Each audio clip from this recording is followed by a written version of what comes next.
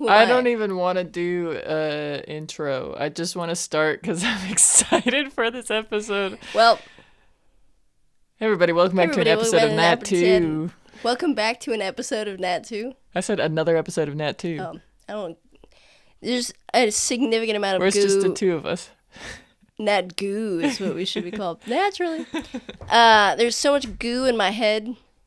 Monica's from sick. the illness. From the illness. From when the I got a story to tell. From when the plants having sex using the air. Yep. You get a little in your lungs. Imagine if we could have sex using the air. Anyways. You're pregnant. Sorry. I can't control it. Yeah, it's just that, what's in the air. Love is in the air. Love is and in it's the air. also in my respiratory system. Frickin', let me tell you guys about what happened to me this week. I got a little sick. Allergies. The C word, who knows? The other C word. The panini. The panorama. The Corvid-19. Oh! Good gravy, dude. I was like, frickin'. I got cunt disease from serving too much cunt. I got an illness, and so I was out of work, as a good person should. And I came back 2 days later. One of my staff... Oh, sorry, I can't come into work today. I have the cunt disease. Please cut this out. Please cunt this out. Anyway, one of my employees' boyfriends is from the UK. And we have not spoken many times. He's like pretty up there on like the human pecking order. What? Because he's like hot, Oh. In like the desirable man category. Like, look, I'm not trying to mac on this girl's boyfriend. I'm just preface this with I'm super not interested. But objectively, this guy is ticking boxes. He's like 6'47". He's 6'7", I think. Yeah, he's like mad tall. That's surprising that he can be in the military. I think there's like a height requirement here. There's not in the Navy, at least. In the Air Force there is, because you gotta fit into small places. But like get shoved into lockers. No, you gotta be the right like size. planes and crap. Well, I know. It's a little joke I'm telling. It's not funny. So he's not getting shoved into lockers because he's a friggin' stud. He was the one shoving people. He was shoving people in lockers. He's 6'7". He's like fine looking, but when you're 6'7", I get, like I said, objective, societal standards of whatever. He's in the freaking British Navy, all the British good stuff. Royal Navy. Yeah, I think he's an officer. No. Is he not? I don't think so. That's not. I mean, I asked him, and he didn't say he was an officer. He just said that he was like some intelligence guy. Okay, well. Maybe he is. Maybe I'm wrong. I'm gonna say he's an officer because that adds another check to the checklist. He is British, right? You would imagine, and he has. Cool thing about being from Britain is you have a British accent. I don't really talk to him that often because I'm at work and also I'm like that. But I made him his latte because he came in to drop her off.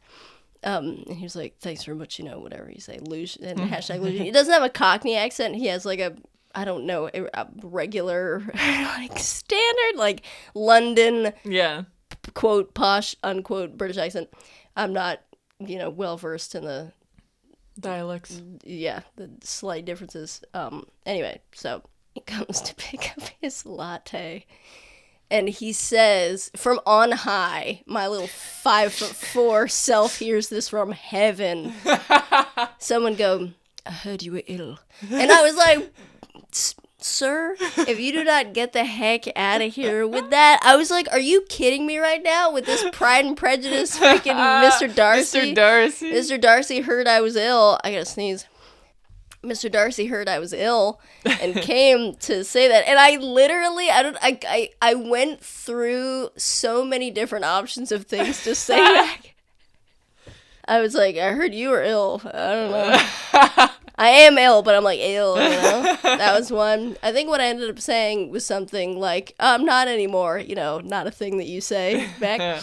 And he fully walked away, and as he walked away, I added additional information to that. I was like, I'm not anymore. Yeah, I was, and now I'm here, but because I'm better. Like, I fully just kept this. I was like, yeah, well, as he walked away, I like started trailing off because it was clear he wasn't paying any attention to me anymore. Because really what my brain was doing was saying, did he really just say that to me? Did that really just happen? Imagine being this girl, you know, with this boyfriend. She gets ill. And he's like, I heard you were ill. You were ill. Then, like, put a cold washcloth on her head. Man, how did we get that? What? What do you mean, what? Oh, how do we get that? Yeah. Oh, okay. I don't know what I thought you meant by that. The cold washcloth. Where do I buy one of those? I need a British boy to put a cold washcloth on my forehead so I can fall in love with him. Anyways, in the last episode. The last episode had two. A thing or two happened. I gotta reorganize my lower body. All right, we'll go by groups of folks. The gal group with Token Thalen, and I guess that sent it. They flash forward a bit in time to when they got past the guards. Basically, they were just kind of holding them just for their own like entertainment value, or because they could.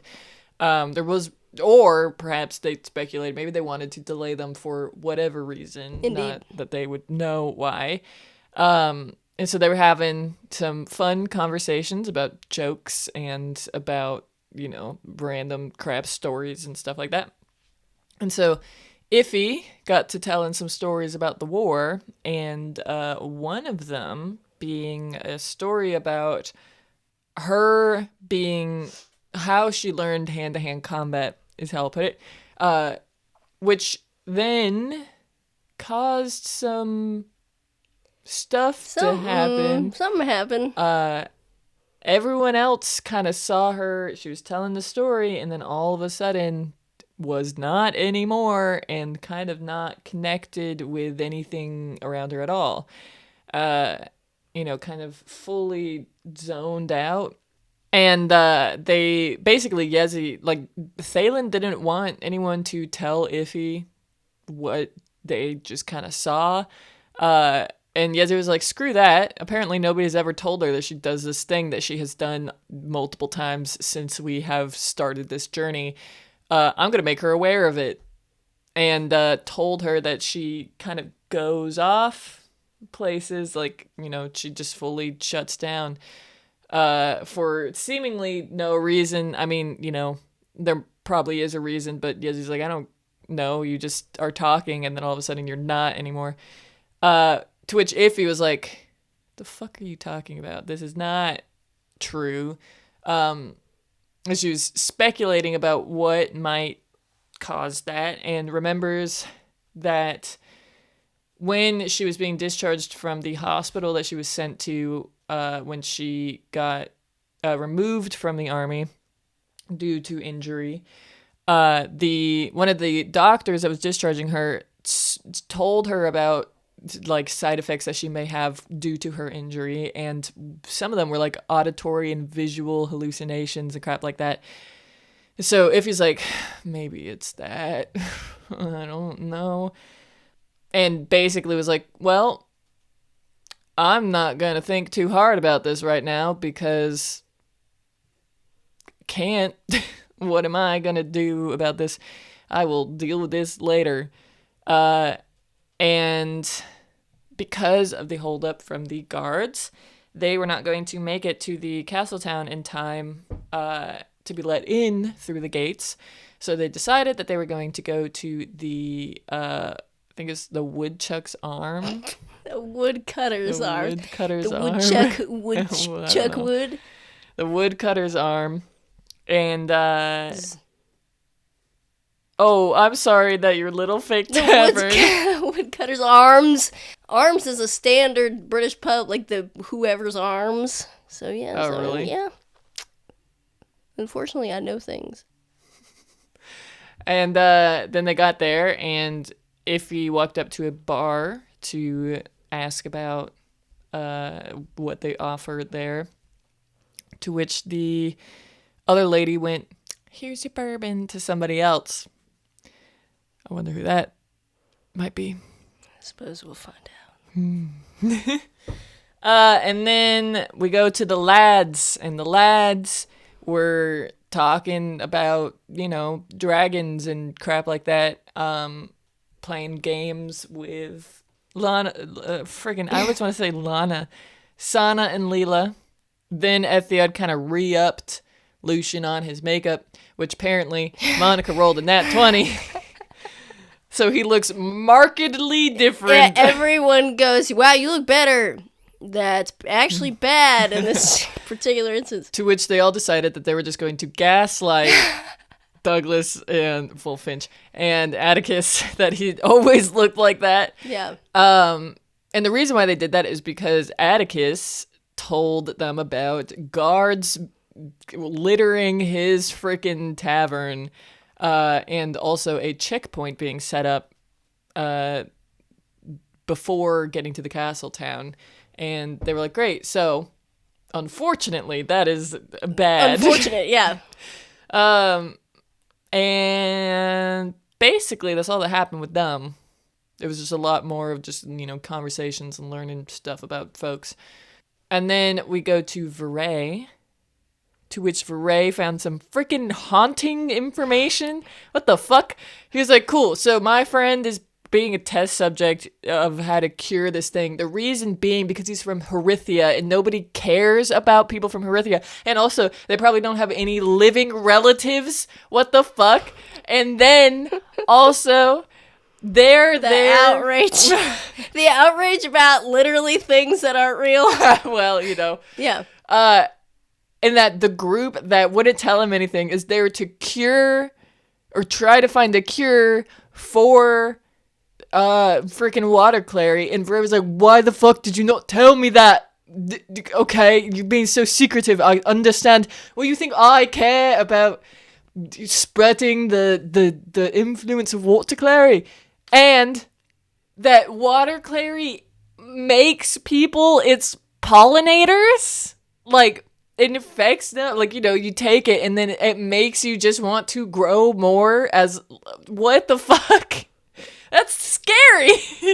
Well, scary. And so Veray was told that he has to go to the Talenthi castle, where there's a party that his parents were invited to, and try to find out information about the Talenthi king, to see if either he is also in a bad way, or if he has... Because they had access to water clary, and they know about that because they were the ones that orchestrated the farm thing going on. At least that's implied. It hasn't really outwardly been said.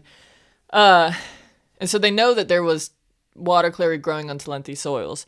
So they know that he has access to it. Why is the question? Whether or not he is also infected in the same capacity that Keza is, or if there is some other underlying reason, and they want Veray to find out as much information as he can, including where his parents are growing their crops, because Veray wasn't aware that his parents were still growing water clary, so they're not in the outward a place that he would know. Yeah.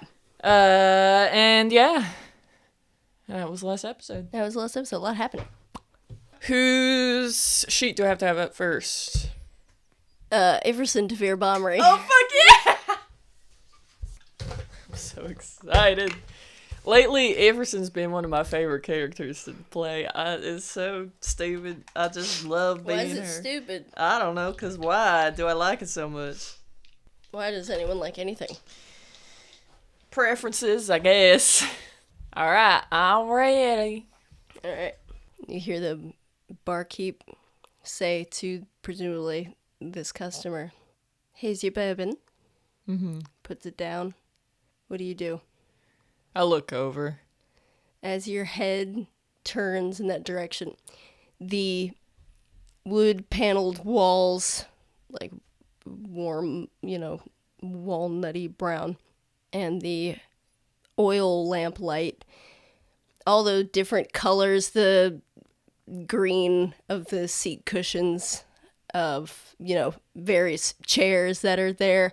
And the colors even of the other the employees working there, the staff, the barkeep's dress that she's wearing, and even out of the corner of your eye, singular, you can see people down the hall, presumably patrons, their clothing, their hair, whatever, kind of swirls together as you turn to face this individual.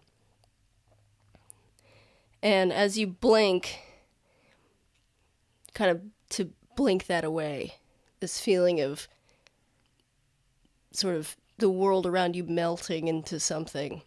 It's like thick feeling, and you can feel this space behind your eyes and your on the bridge of your nose kind of start to ache a little bit, and you can hear this ringing in your ears. You blink, you open your eyes, and when you open your eyes, you sit up, hearing somebody's voice. You hear kind of vague sounds around you of movement, crackling and popping of a fire.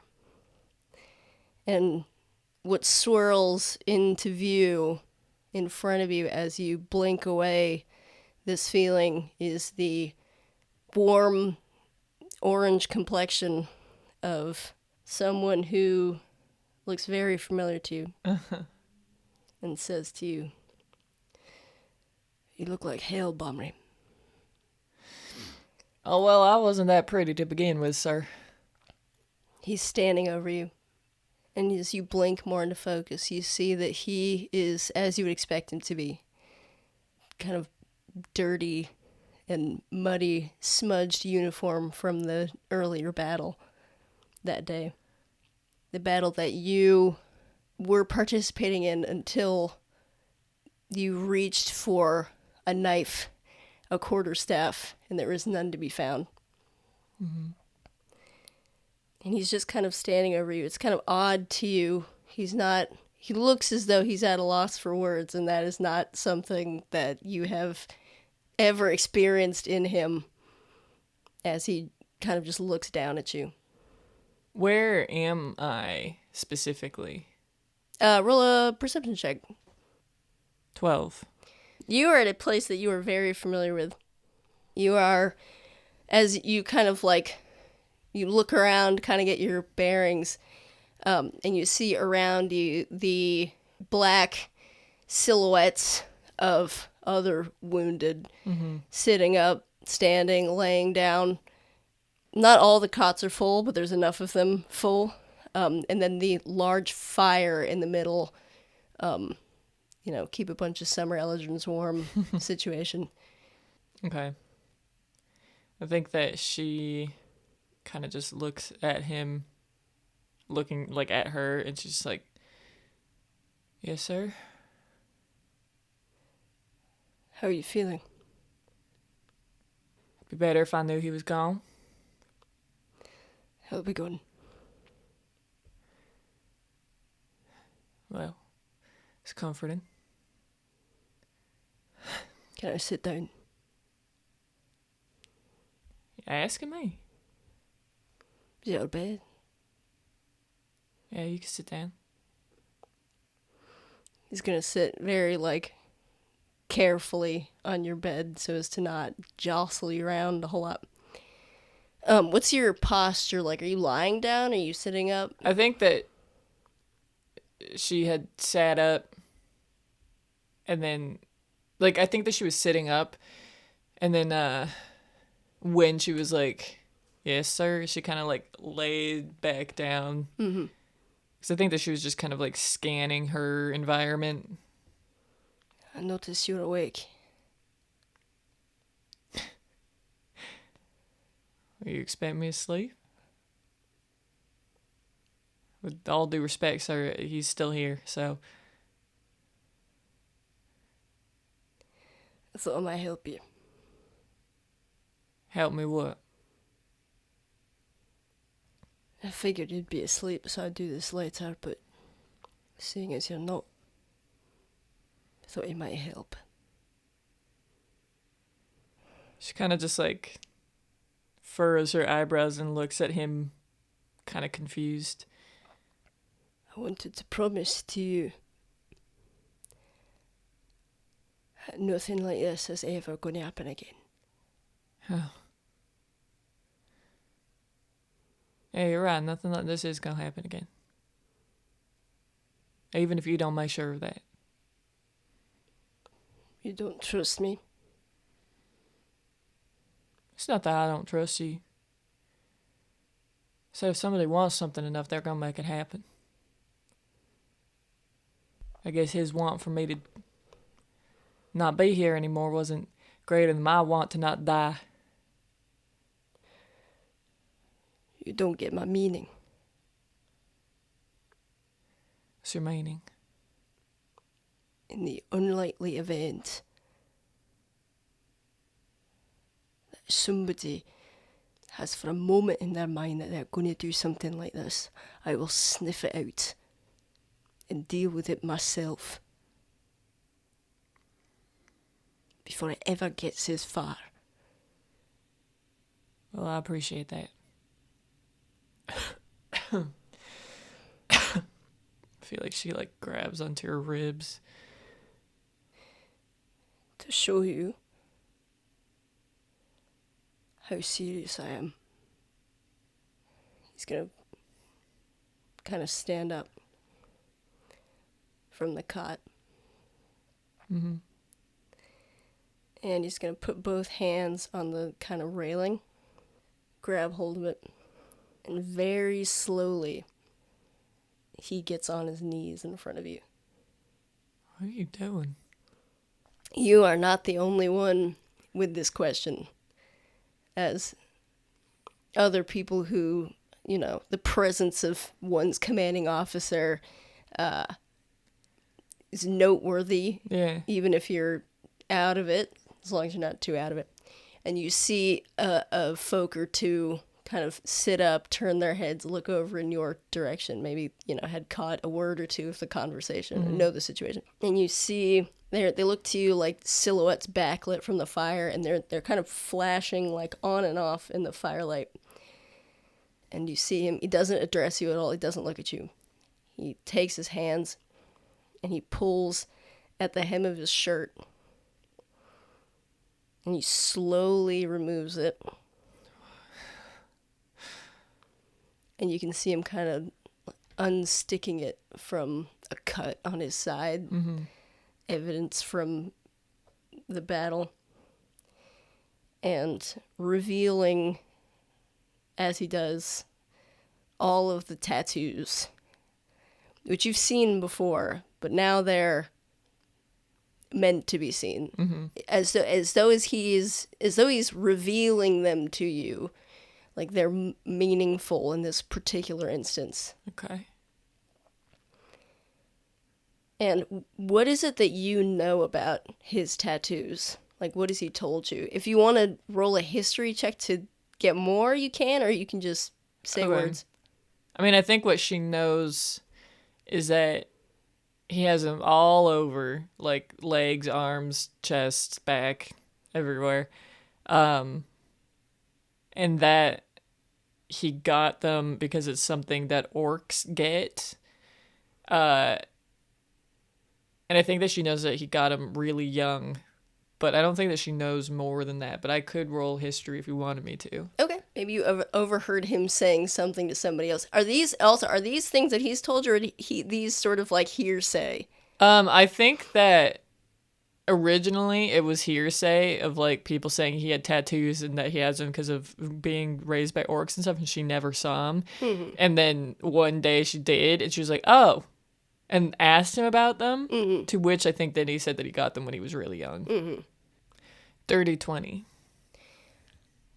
You remember overhearing him talking to another curious superior officer, mm-hmm. to whom he cannot play coy, basically.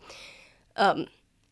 you remember kind of vaguely as you were having a conversation with somebody else, you see their interaction and you hear him saying, oh, it's my father's father, that sort of thing, ancestors.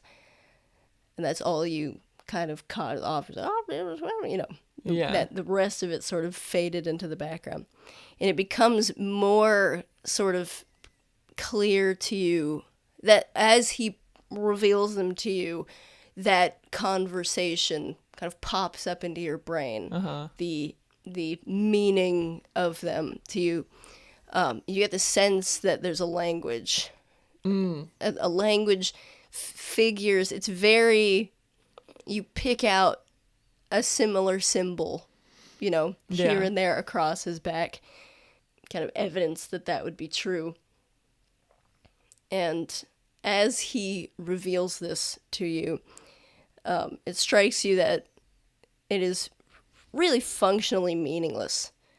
It's meaningful to presumably him. Yeah. And the people to whom it has meaning, this little pocket of society that really he is the ambassador for in this area. But you don't know, and neither does anybody else understand the significance. Yeah. And as he removes his shirt, takes it off, he, not looking at you still, dips his head and bows onto the ground before you. So what are you doing? And he doesn't respond. You can see people now are like sitting up to be like... Yeah, Iffy's sat up. She's like, what? Yeah. And you can see in the cold ground as he talks, his words are kind of turning into plumes of gray steam that are billowing kind of around his face. And he speaks in a language that you have no idea what he's saying. You can only imagine what it is. But you probably put together the language that would be in. And he talks for a while. What's Iffy doing, thinking, whatever? I think that she's just staring at him like bewildered. Because she's like, he has never done anything. Like, I've never seen him be this, like... kind of, it's like out of pocket kind of, because she's like, this is so out of character for him and I have no idea what he's doing, and he's not saying what he's doing to me, and this is supposed to prove to me that he's never gonna let something happen, but I don't know what any of this means. So as you watch him talk a meaningless language, people are kind of you're all kind of frozen in this moment. And he says to you, this will not happen again, I swear to you, Everson Bamry. By the blood of the herds, the boundary stones and redwood fences of Kervaja keep, in the honour of Garad Narvash, by whose power we remain there. If it is not so, let me be removed from my keep. Let me wander fatherless in the unkept, and burn as the kindling of the fires at the 5 points.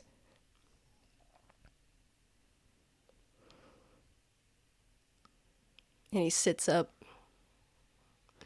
I think if he's like staring at her or staring at him, and her mouth is like kind of just open a little bit, like. And I think that there's kind of like a slight smile on her face of just like, I think kind of amazement. Like when she realizes like, oh, this is like a thing. Like maybe not a prayer, but something culturally significant. As he's there for a little bit longer in this prostrate posture, and he sits up in front of you, and when you look at him, his eyes are as though he is in a trance. Like he's completely like pupilless, practically, just pure focus on his face. He's breathing like rhythmically, like it's like vented, like it's being, controlled by some other power. Yeah. And then all of a sudden it drops, and he looks at you, and you see that he has mud on his forehead that's kind of dripping down his face. And he sat on his knees, his hands in his lap, and looks at you kind of playfully as he says, I wondered, would it mean anything at all if I only said it in Orcish? Probably not. He's gonna take, what do you have, like, do you have a object that is yours, that is cloth on the bed? I think like her jacket, like her overcoat. Just like strewn kind of on the bed. He picks up the sleeve of it and wipes the mud off his face. Oh, come on. Figured that would put it where it belongs. Your overcoat is only mud. Yeah. Like, it's so whatever. It practically just moves it around. You believe me now? I mean, I believed you beforehand, but... No, you didn't. Look, I believe that it's not going to happen again.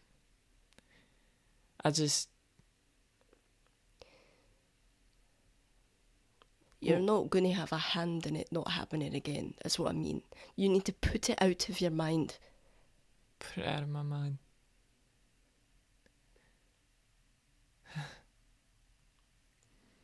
I know it's fresh. But you can't do anything else. Yeah, I'm aware of that. Now, why are you awake?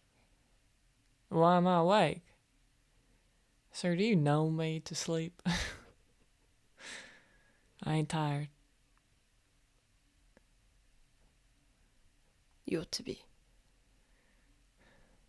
Well, I can close my eyes if you want me to, but that ain't meaning anything's gonna happen.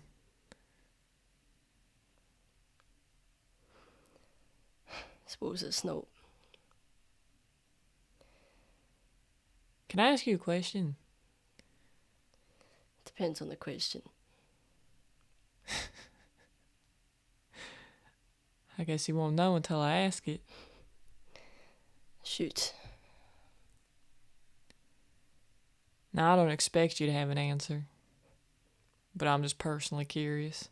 He looks profoundly irritated. What'd I say? Ask a question. What do you think the reason is? That all these years ain't nothing changed? You know? Like, I understand in the beginning, not knowing me, an outsider coming in, you know, I'm a, mutt is what you guys call it. I'm a woman, too. Tower over y'all. Maybe I'm intimidating, who knows? I understand not trusting me. How many lives have I saved? How many times have I been there? And that still ain't enough. So I'm wondering if it's something else I'm missing. Not that I'm going to do anything about it, 'cause people just got to get used to it, but... Maybe it's your jokes. Oh, how bad they are. You know, I heard another one the other day. So I guess I can't take credit for it, but you want to hear it? I guess. All right. She kind of like adjusts and winces a little bit and like holds her ribs where she has like bandages. And she's like,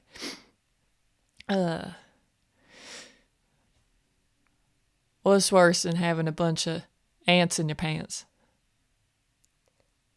What? A bunch of uncles. Oh, ow. Careful, you dozy woman.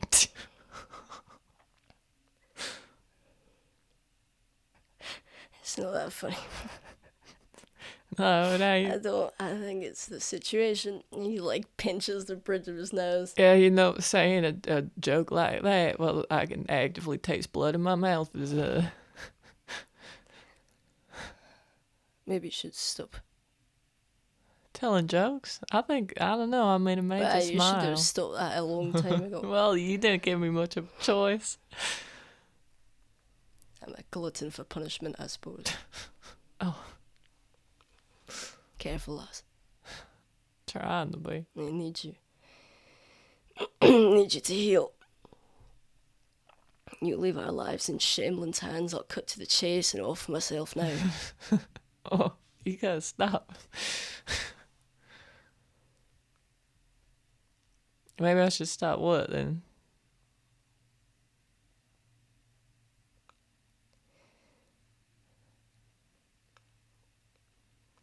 Nothing. Never known you to not speak your mind. I will. Don't want you to think I'm worried about you. Oh, I would never think that, sir. Good. Good, lass. I ain't even worried about me.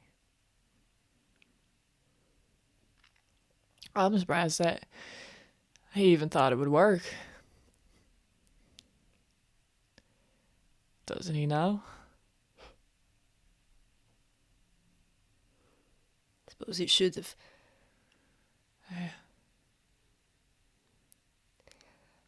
I've not got an answer to your question. Surely you're backing up the wrong tree.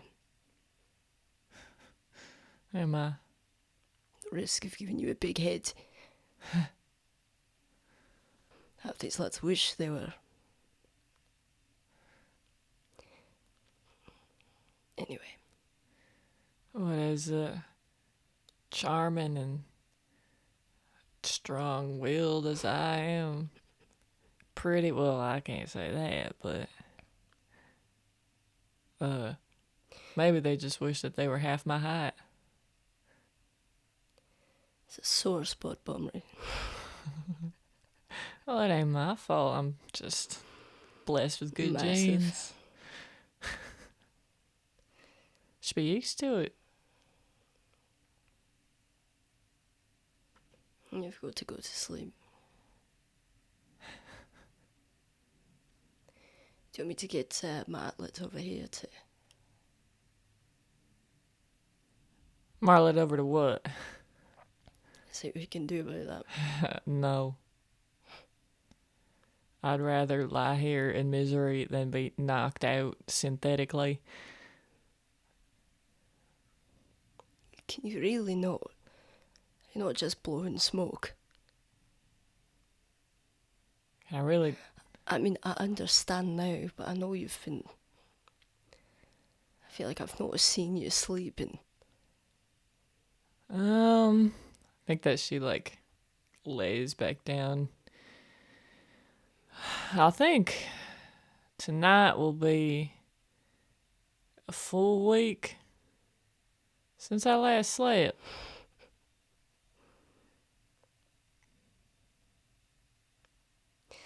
Right, I'm going to get Martlet over No, here.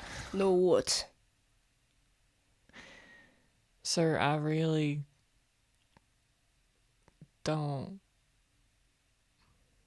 Please. Suit yourself, I mean, you fought off an army, unarmed. Can only be so poorly. Be surprised how capable you can be when the adrenaline kicks in. Would I be surprised? I don't know. Have you had to fight some folks off with no weapons? Now and again. Look, I've made peace with the fact that I may never sleep again. Maybe that's what'll get me. That's what I mean. You've had a good run.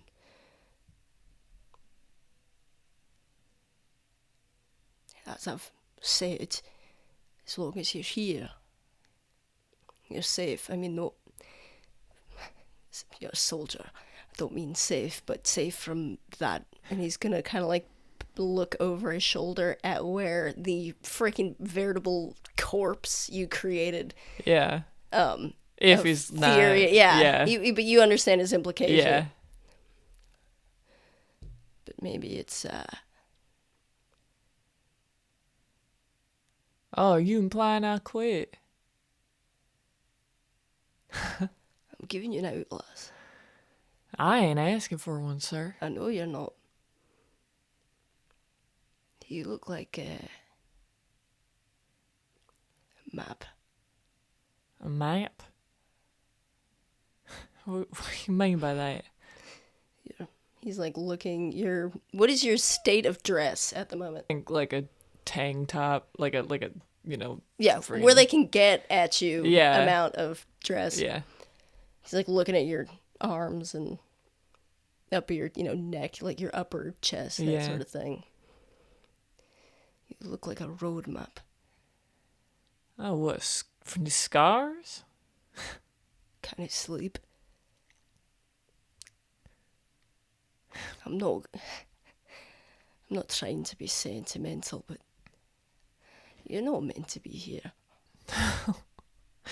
Where am I meant to be? You're meant to be home at this bakery I've heard so little about. He sits down again. He was on his knees for the prize, sits kind of like near your upper body where he can like get a good look at you. I imagine I'm the last person you would have thought would be having this conversation with you. I'm not saying you can't do it. I'm saying maybe just because you can doesn't mean you should. You've been here a long time, but... Yeah, I have been here a long time. You know, maybe if you had this conversation with me first year I was here, maybe I would have considered it. Not that I knew you the first year I was here. Maybe I would have agreed with you. I didn't know what I was getting myself into. But now? No, I ain't meant to be nowhere else.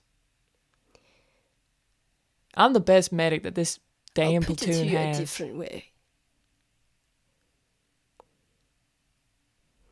You're not sleeping.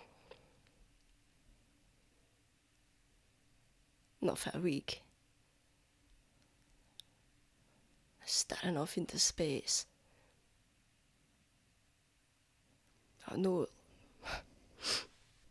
he took your weapons. You're like a wild animal, Bamri. Couldn't even hear me. I could hear you.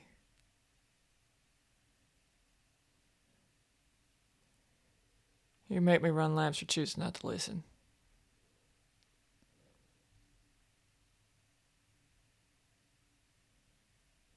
I ain't gonna go home to some bakery, to a place where I didn't even tell my parents I was joining before I left.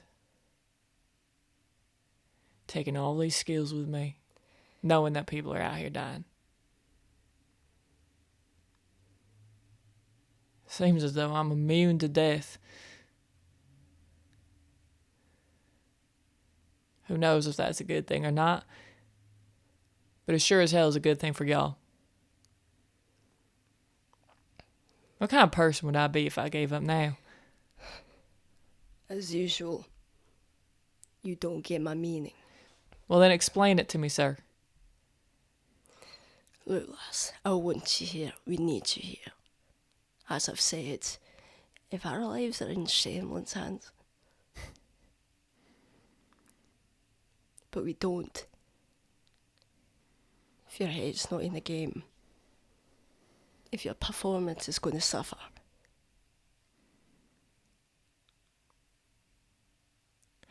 Has it suffered? I'm not going to wait for it to start. It ain't gonna start.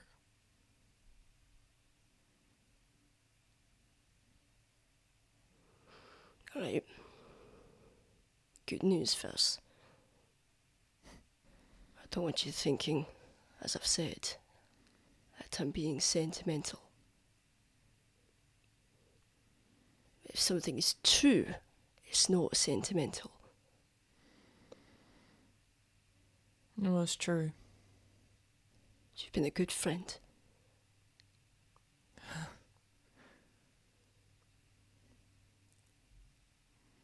Don't want to see you get hurt. It's a bit late for that. He looks down, and you see on his face an expression of pure. It's like a gentle expression. Can I roll insight Yeah. on that? 18. He looks ashamed. Oh, it ain't your fault. Right. How could it possibly be your Bumry, fault? I'm not asking for your forgiveness.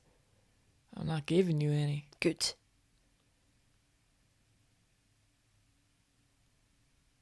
There ain't no forgiveness to be give. I don't want to see you get hurt. We need you. Well, thankfully for you, I ain't going nowhere. As long as there's something I can do about it, I ain't going nowhere. I think that Iffy is just staring at the ceiling, and I think that she like coughs and just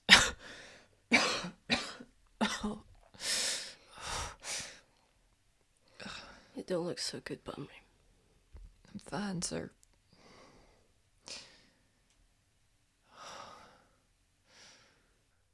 Are your eyes shut? Or they're, like, from coughing, or they open? I think that they kind of like are half lidded. Mm-hmm. You feel something warm on your cheek. I feel like she kind of like turns her head to look. You always are cold. Vitil pulls his hand away. Not well versed in the body temperature of half humans. Well, I'm definitely a lot colder than you are. Your normal temp is like 130 degrees. Are you right? Yeah. I'm fine. I think that she's like woozy from her ribs hurting so much from coughing. Mm-hmm. Just to answer your question, no, I ain't supposed to be this cold. He's gonna take his hand and put it on your forehead. I think that she kind of like is gonna protest, being like, "What is this?" Mm-hmm. But I think it feels so warm. And she just kind of like her eyes close all the way, and like her forehead kind of pushes up into his hand a little bit. What? Oh, is this embarrassing? Not sure. Well, I mean, she like pushes her head up more into it. You're gonna give me shit for later. Shut up.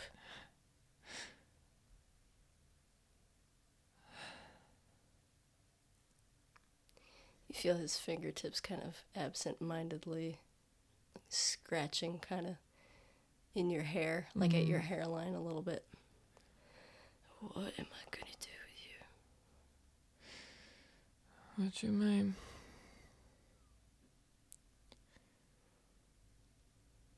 Gonna do what you're always doing. I say you're doing a pretty fine job.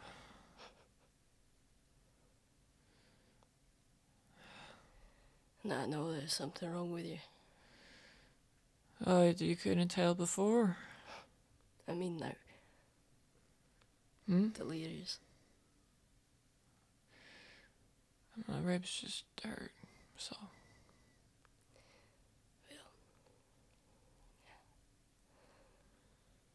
Easy fix for that is to stop pissing, talking like I told you to in the first place. Yes, sir. You only know something.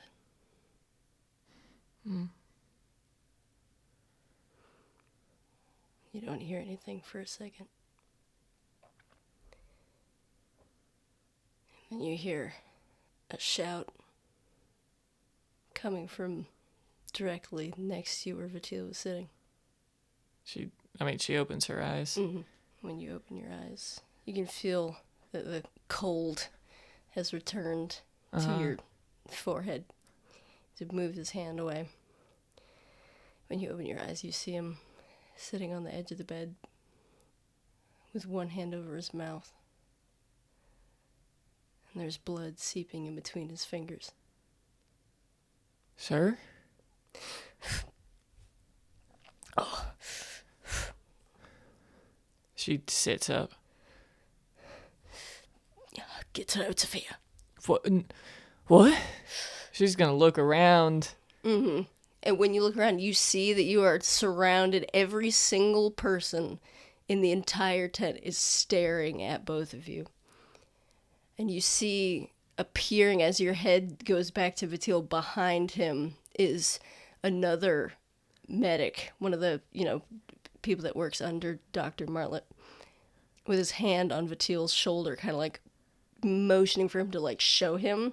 Vitil pulls his hand back so that he can see, and he says to him, "Get her out of here," I said.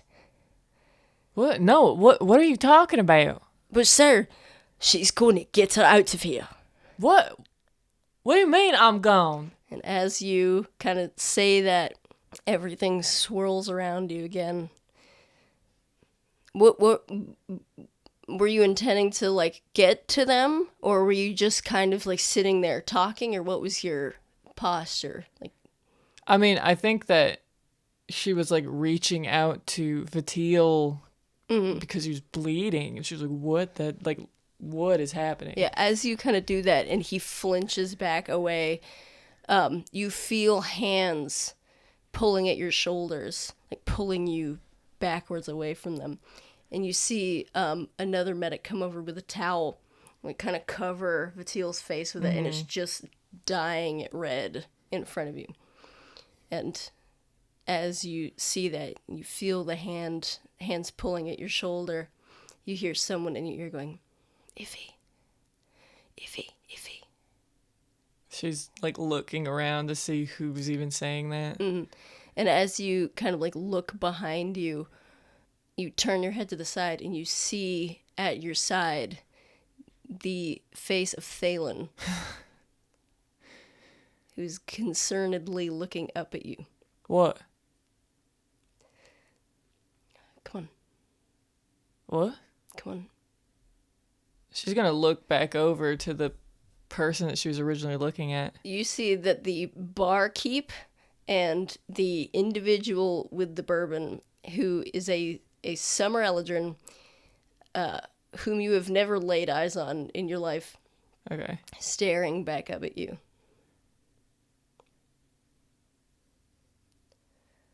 Come on. All right. Yeah.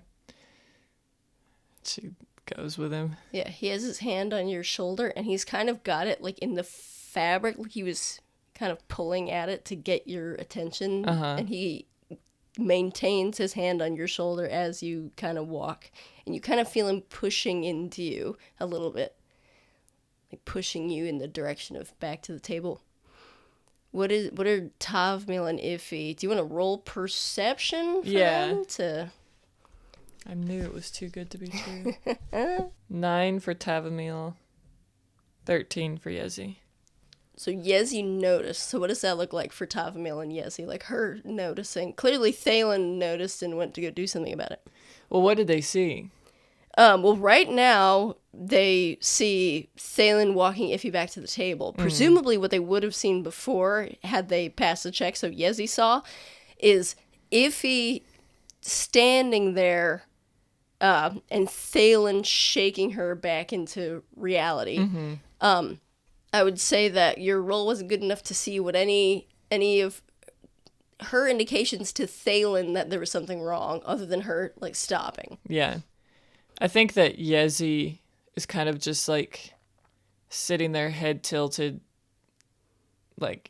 she wasn't paying any mind, but her eyes are on Iffy and her brows kind of furrowed. I think that Tavmil sees it and she's like, Yezi, what's wrong? I don't know if we should keep Iffy. What do you mean, keep Iffy? I think that there might be something wrong. I don't don't think that she is reliable. Well, I don't agree. Oh, do you not? You know that she has just been spacing out. What if she does that and it gets us hurt? Oh, I don't know. But, she's really pulled us together. We were all fighting, I guess. And she helped us get all on the same level. Well, maybe she's done her job then.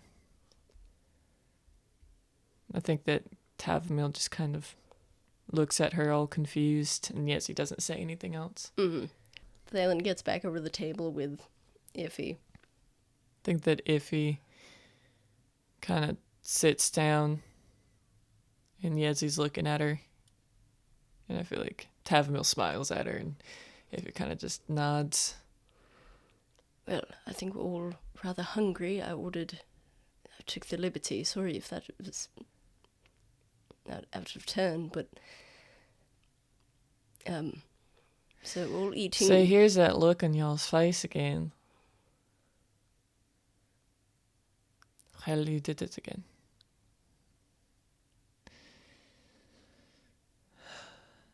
Can y'all explain to me what it is that you're talking about? Don't be coy. It's about me, ain't it?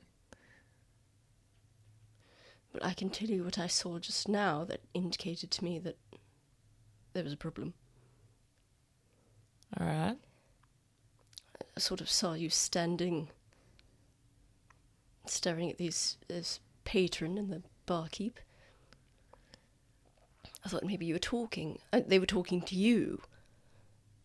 I saw that. Your back was to us. So I thought perhaps you were just having a conversation. And it sort of I gradually became aware of the fact that they looked quite concerned. And then you sort of had a fit. I don't know. A fit? Well, you were sort of, you had your hands in your eyes as you're wiping them and shaking your head and sort of making sounds. Sounds? Sort of quietly. I came over when I saw that, but quietly to yourself, I guess. Said something about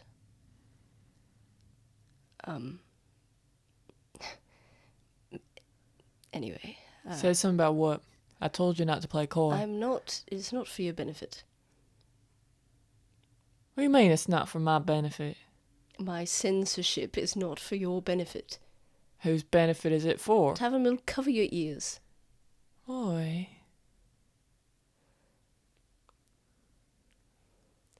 You were talking about somebody bleeding. And blood being everywhere.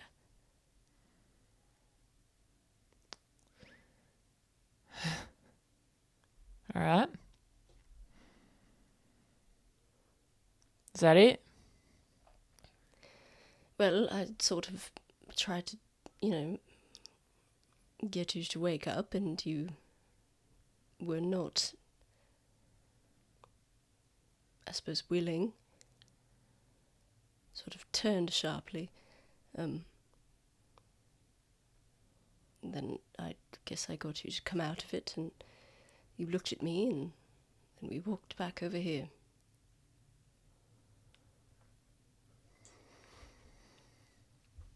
All right. Thank you for telling me. You're welcome. Iffy, I think that you should go home. What's that now? I don't think that you should be here. Well, certainly she can't go back to Waypoint Town. Well, yeah, it's true. Also, I ain't going nowhere. You do not seem reliable. Do I not? Well, How many times has it been? She looks to Thalen. 5, 4, 5, something like that. Y'all didn't think to mention nothing before. All right. Well, we weren't sure what was going on.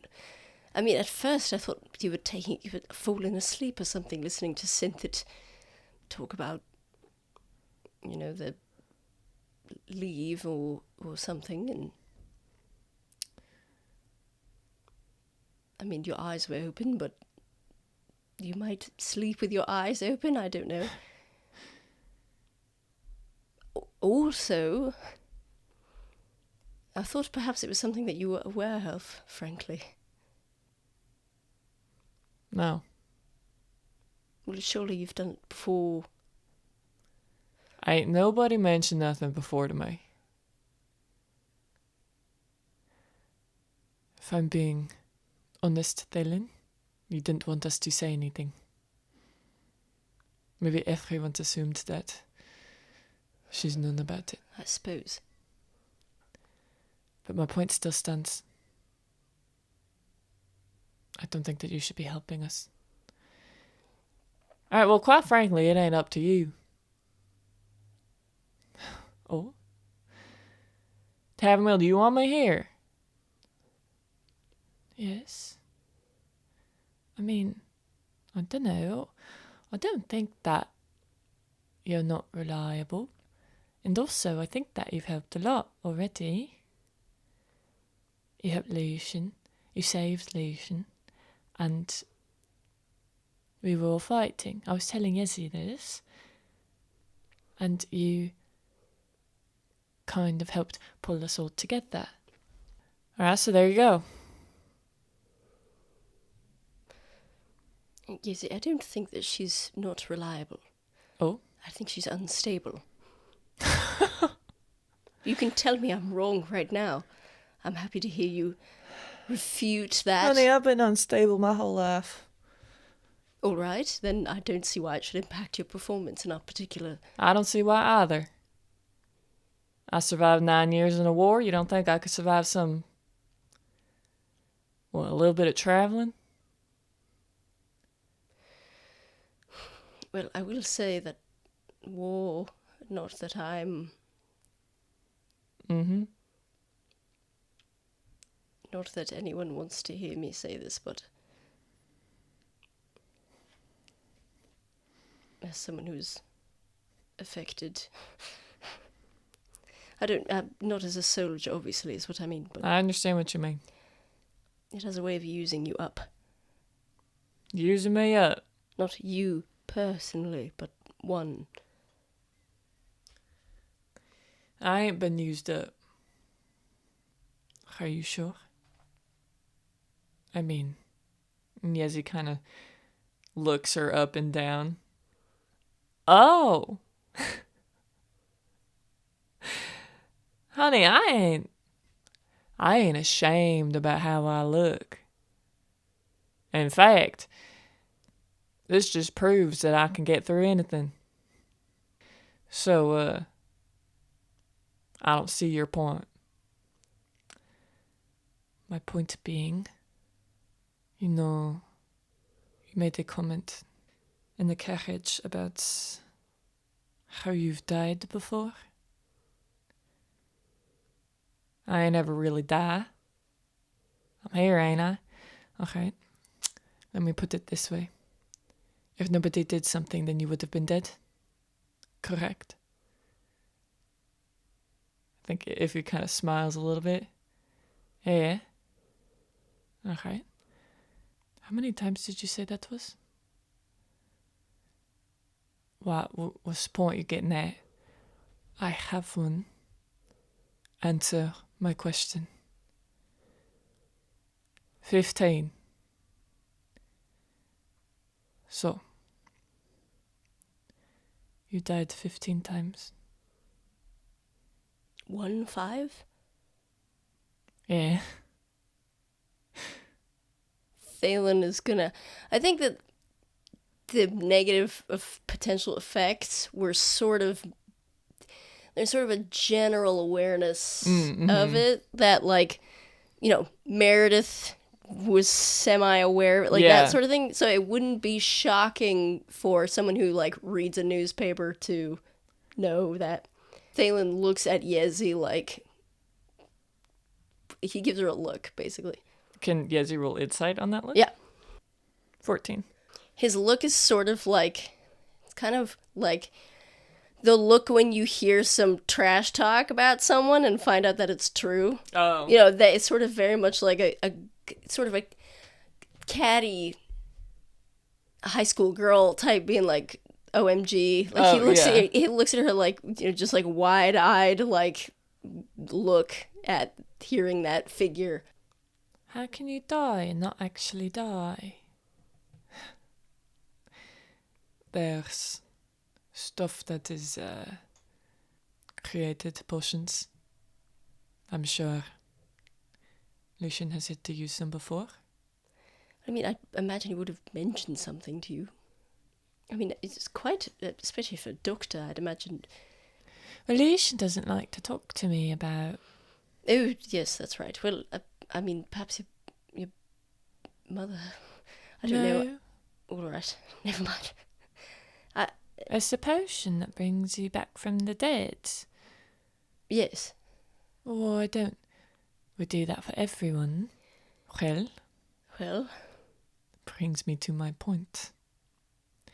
And what's your point? Do you know the effects that it has, Iffy? That what has? How are you being dense? I ain't being dense. Y'all are dancing around the subject. Thalen gets a look on his face of excitement, and interrupts your spirited, angry retort by saying, "You're one to talk, Yezi," and winks at her. Anyway, go back to being angry at each other. Oh, that was really funny. Thank you. I think that... I've been honoured by the joke queen. I think that Tavmil kind of smiles, and then she sees how serious Yezi and Iffy are, and she's like, okay. you and Thalen kind of go, okay, back to this. Alright. Revivify and Grey is dead. Both of those. They were great. I have pretty extensive knowledge about the subject. Do you now? And why is that? I used to kill people for a living, Iffy. Ain't no use for Revivify if you're killing them. Not the way that I would do it. What the fuck does that mean? I didn't want people to die, and sometimes I wasn't alone. There's a way to fix people being dead. When you say it's good, Thalen is giving you an additional look that you can roll insight on if you would like. 16. He's looking at you kind of like disapprovingly. Yezi? Yeah. Oh, sorry. I'm sure that they'd rather be alive. I'm just saying, I don't think that not killing someone and then killing them and bringing them back are comparable. I don't care about what you think. I suppose you don't.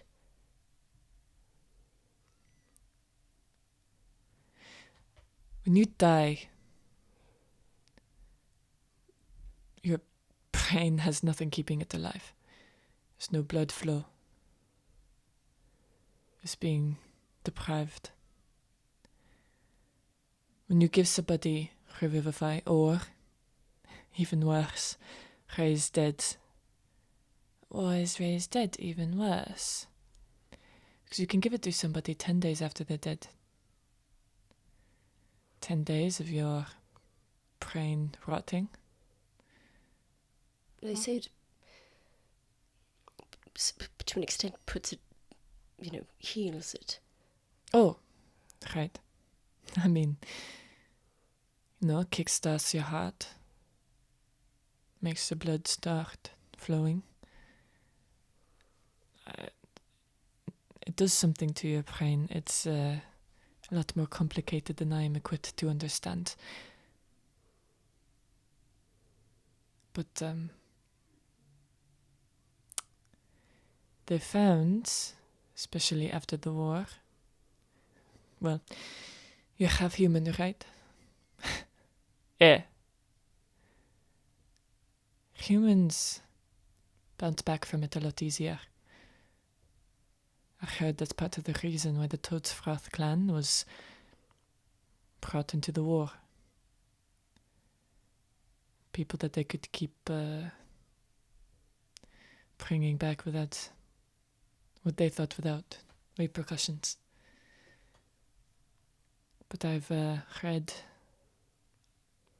articles about your brain gets damaged every time that you use it.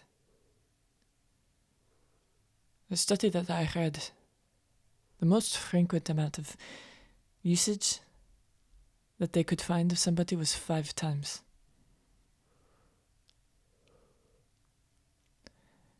It was about an illiterate, so they had a bit more trouble dealing with the repercussions.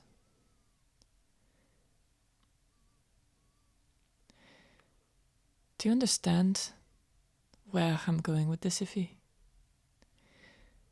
Well, so you're saying my brain is not up to par anymore?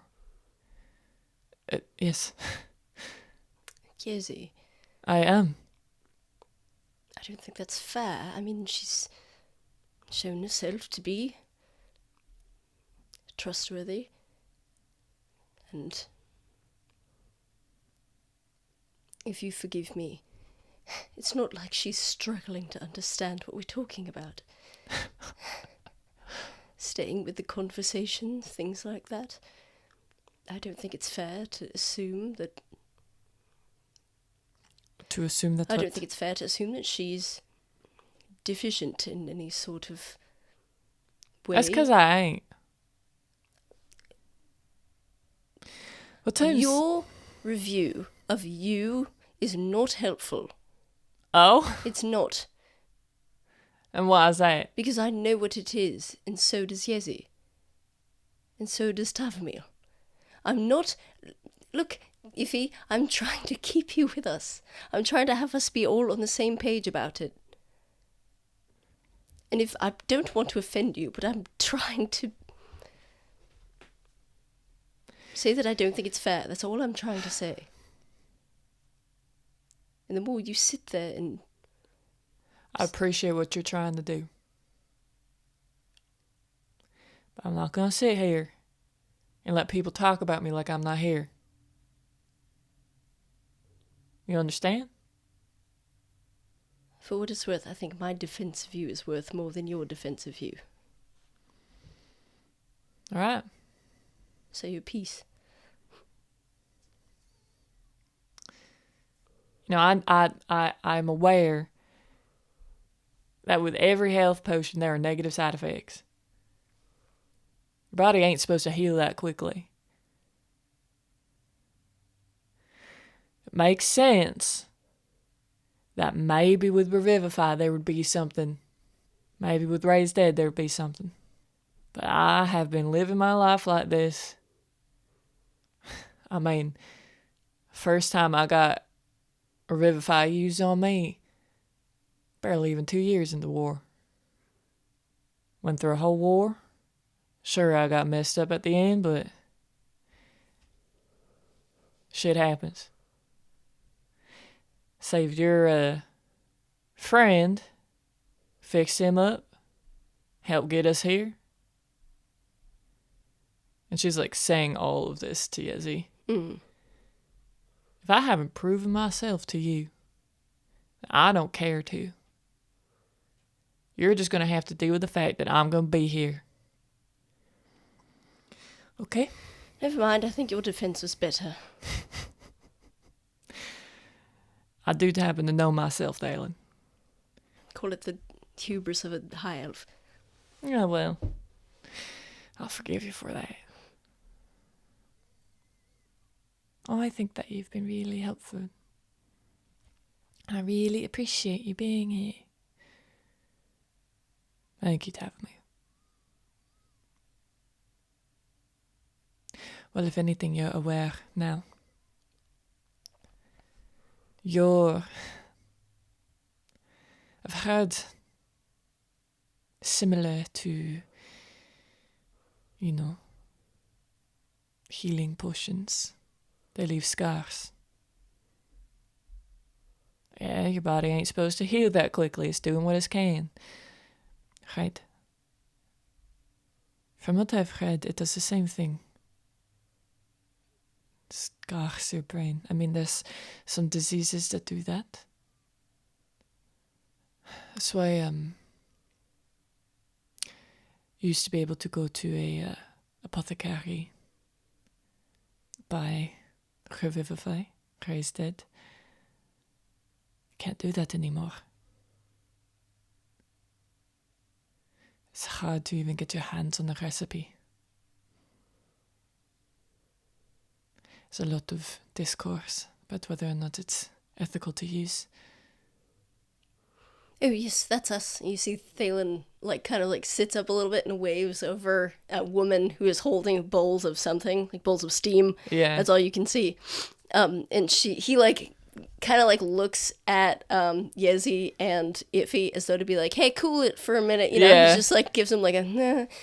And put in front of you is large bowls of what appears to be a stew of some description, and then bread in the middle of the table.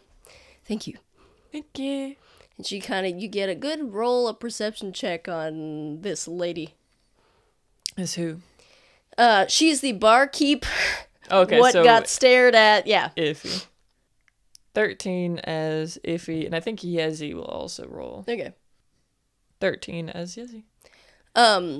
She looks at you all in a manner that is it's not neutral. Okay. She's giving you sort of a whatever. And particularly Thalen, actually. Oh, okay. Yeah. And he kind of just looks back in the center of whatever, just okay. I think that Yezi looks at the barkeep and she's like, do you have a problem? She's gonna, when you say that to her, she's gonna kind of look at you, raise her eyebrows, her look was very sort of apprehensive, and so when you say that, she's very alarmed by you having said that, and Thalen's going to say, oh no, everything's fine, sorry, I was staring off into space, she was talking to me, thank you so much, and the lady kind of just looks at you very surprised and just walks away. And Thalen is going to look at Yezi and say, what are you doing? What do you mean? We're trying to pass under the radar. I mean, we've already had one incident. Let's cause another one. I'm not going to cause an incident. You I was asking almost her a did. question. It's evident what the problem is.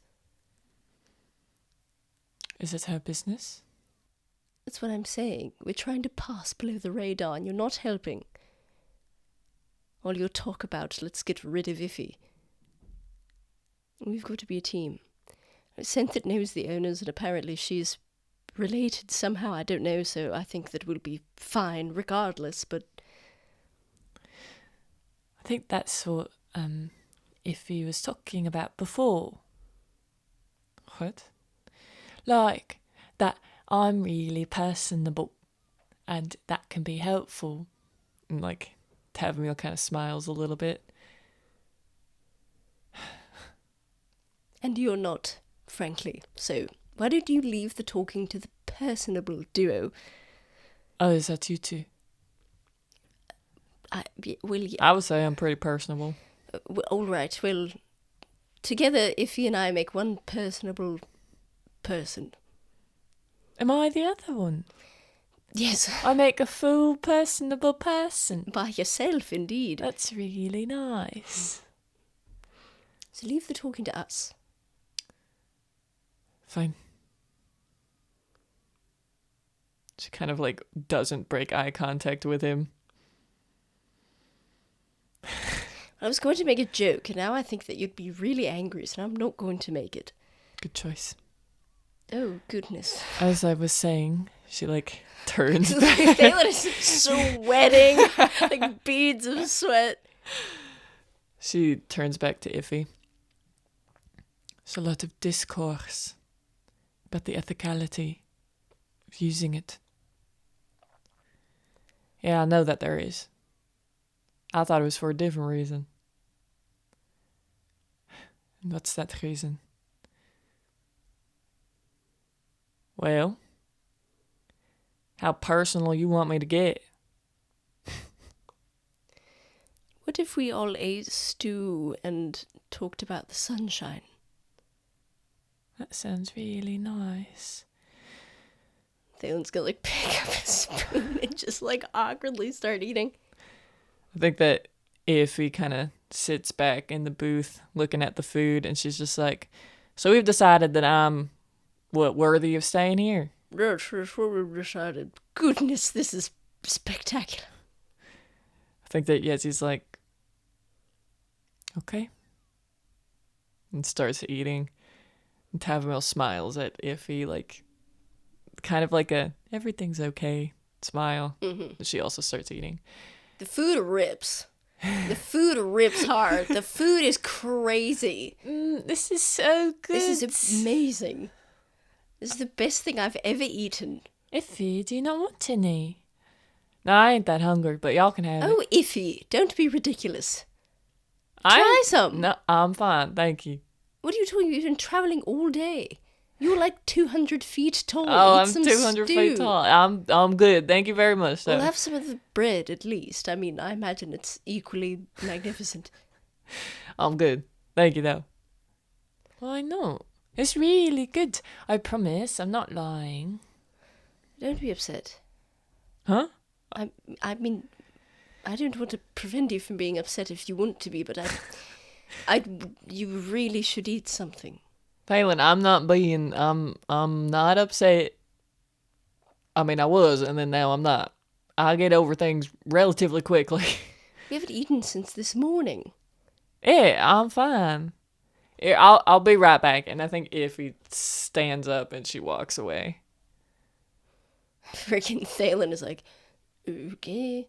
And you see Thalen kind of look over and you see if people turn their heads, presumably they do, yeah. Yezi and Taverns. He like kind of waves and Senthet, who's like chatting up the cornered, like presumably tavern owners, you know, who are kind of looking at you like, is this our out? No? Okay, he's gonna keep talking, you know, that sort of thing. Yeah. And that it's like the wife is captive audience and the husband, they're like going back and forth slapping each other on the shoulder. And Thalen's gonna say, you said he was going to talk to them and see if we could get a discount on rooms, so it's going to be boys and girls. Boys and girls. You get a room and then we get a room and I shall not sleep. Why not? Because I will be the participation in an extremely one-sided conversation, I imagine. Well, you could share a room with Iffy and Yezi. No. Why? Because I don't want that either. There you go. Why not? I don't want to see you all in your, you know... What, do you think I would just walk around? No, not. That's not what I mean. I mean your, you know, private time, sleepy time. I don't know. Okay, let me put it to you this way. You already have. But that was out of necessity. Also, I was elsewhere. You were not for the first night. I was downstairs. Well, yes, that's true. But I was sort of I feel like indisposed. What? We've all gotten to know each other intimately. I don't like I'm that going to description. sleep in Senthet's room. All right. All right. And he's gonna go back to eating. Where's Iffy going? So there's what's around in the tavern. There's the booth that they were sitting at. There's the bar. Yeah. There's the guy sitting at the bar. What else is there? There's a few other sundry patrons milling about. There's the hallway to where the rooms are, and at the mouth of this hallway is Senthet holding court with Miss Woodcutter's arms and Mr. Woodcutter's arms. Okay. So, and then the barkeep who is bringing food to other people's tables. She's gonna just kind of like explore the tavern a little bit. Mm-hmm. And I think part of it is that she kind of wants to walk down the hallway of where the rooms are. Mm-hmm. You hear yourself as you walk past Synthet et al. Be woven into whatever, story that he is weaving towards them. And they kind of like look over at their shoulder at you to get a sense of who he's talking about and then kind of go back to looking at him. And so you walk down the hallway and you see rooms. There's like 6 of them and they're like facing each other. There's like 6 on one side, 6 on the other. It's like relatively big. In. Can she make a perception check to see if one of the rooms is empty, like before opening the door? You don't even have to roll a perception check. You see that some of the doors have like, there's an indication to you on the doors that lets you know that someone is staying in the room. Like there's a sign on each door that's occupied or something like that. It's not so clinical, but it's an indication. You can tell what rooms have people staying in them and which don't. Which consists of a, like, I don't know, bed, I guess a queen-size bed, relatively large, a little bedside table, an oil lamp, if you will, and then a big wooden chest, because they need that, all in rooms need that, I think. It's like a chair in the corner. I think as she's looking at it, she is thinking about, like, she really doesn't stay at taverns. Like, her parents send her money for that purpose, and she doesn't. I think that she gives all of the money that they send her to the orphanage without Meredith knowing. Like, just, there's, like, donation, whatever, and she just puts it all there. And I think that the last time, or, like, the most memorable time that she stayed at a inn like this was sometime during the war, during like leave. And I think that she's just like thinking about that and thinking about how it kind of looks very similar to that. And when you stayed in this room, did you stay by yourself or did you stay with other soldiers? I think by herself, because I think that she tried to convince other people. She'd be like, it'll be cheaper. Look, I get I'm a woman, but they're like, we're gonna get in trouble if we stay with you. why? Who are you gonna get in trouble with? I don't know. If the laws of propriety, it's not done, is it, Bambury? Well, it's not done. The people who think will be, What, fornicating, knocking boots? We don't want to be giving off the wrong impression here. We're guests, and also I've got a lass that I'll be doing that with, and I think she might be a bit upset if I'm found in your bed. Oh, okay. We ain't sharing beds. Well, why else would I want to stay in your room if we're not sharing beds? You do want to knock boots with me. I wouldn't be opposed. Oh, okay. I feel like this is a conversation you had with more than one soldier, like, in your unit. I think that she, like, stands up from the, like, 6th person that she's asked. Like, they're at the inn, and she friggin' stands up straight. She's like, does everybody here want to fuck me? You hear a chorus of, we wouldn't be opposed. Oh, my Are you offering, Mommy? No, I get a bit lonely. You said we're all so, undesirable, but... Yeah, you all clearly you're, getting a bit lonely, and, is there some warm summer eldrin share your bed with you? You see kind of like as that's going on in the corner, freaking Vatil is like doing whatever. He looks over his shoulder to hear the cacophony of this, and he just puts his head in his hand. I think that I'm fine. I have seen all y'all in your worst, and, it's really put me off from anything. So I'm here to make a statement. Y'all can put this out of your head. There is never a chance for you in the world that y'all will ever get to do anything to me. I know that I'm tall and beautiful and the only woman around. That's really it, yeah. That's really, put you on another level. What about me, Bamri? What about you, sir? He like shakes his head and goes back to his drink. Well, I'm talking to the lower class. What, your class? Yeah. I mean, they all said that it puts me on another level, so I must be at least a couple notches above them. He like goes back to his drink, you know. So, nobody wants to share a room? Not in that way.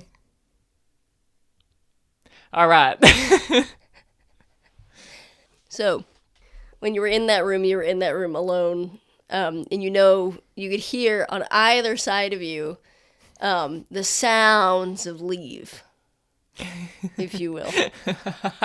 Leave was taking place with great enthusiasm all around you. So much leave. It sounded a lot like this. And,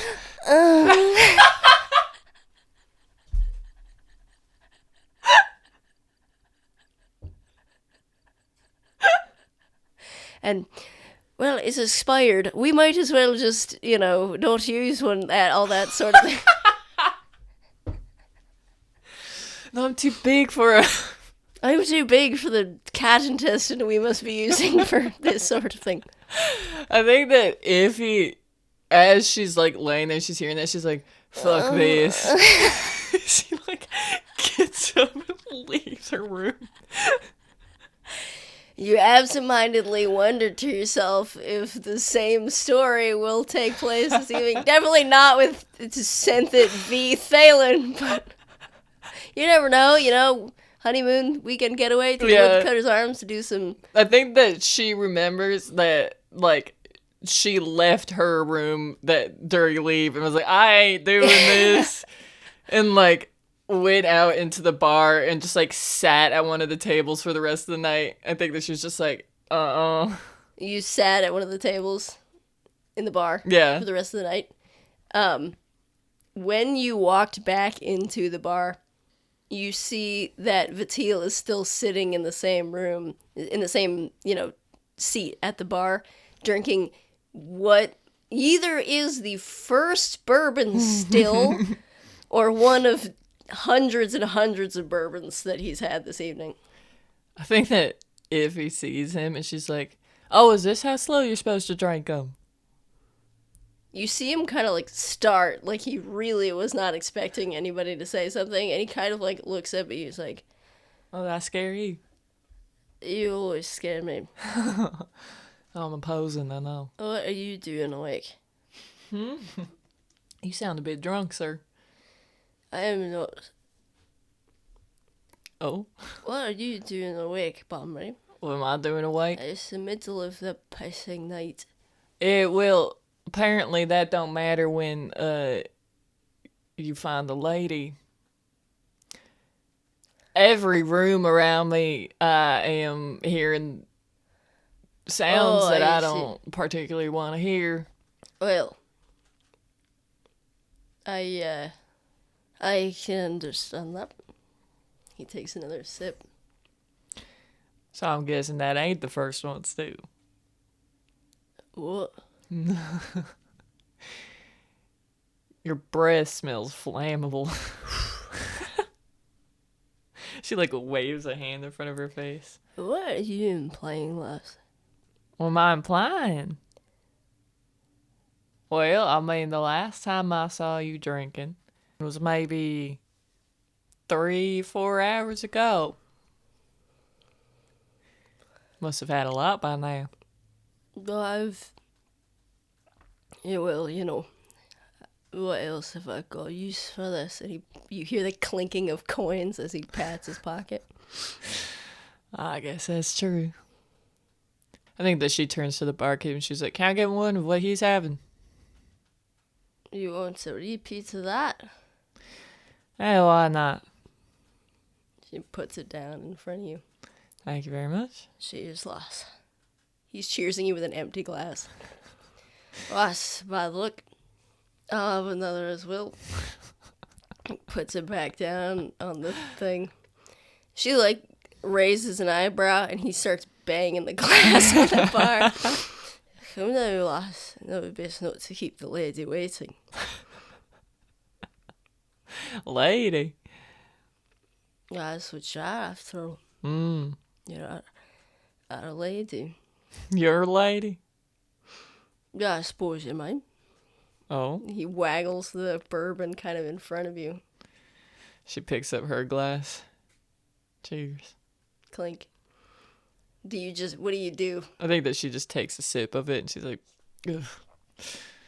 You look back at him and he's drinking the whole glass. He like puts it down. He's like,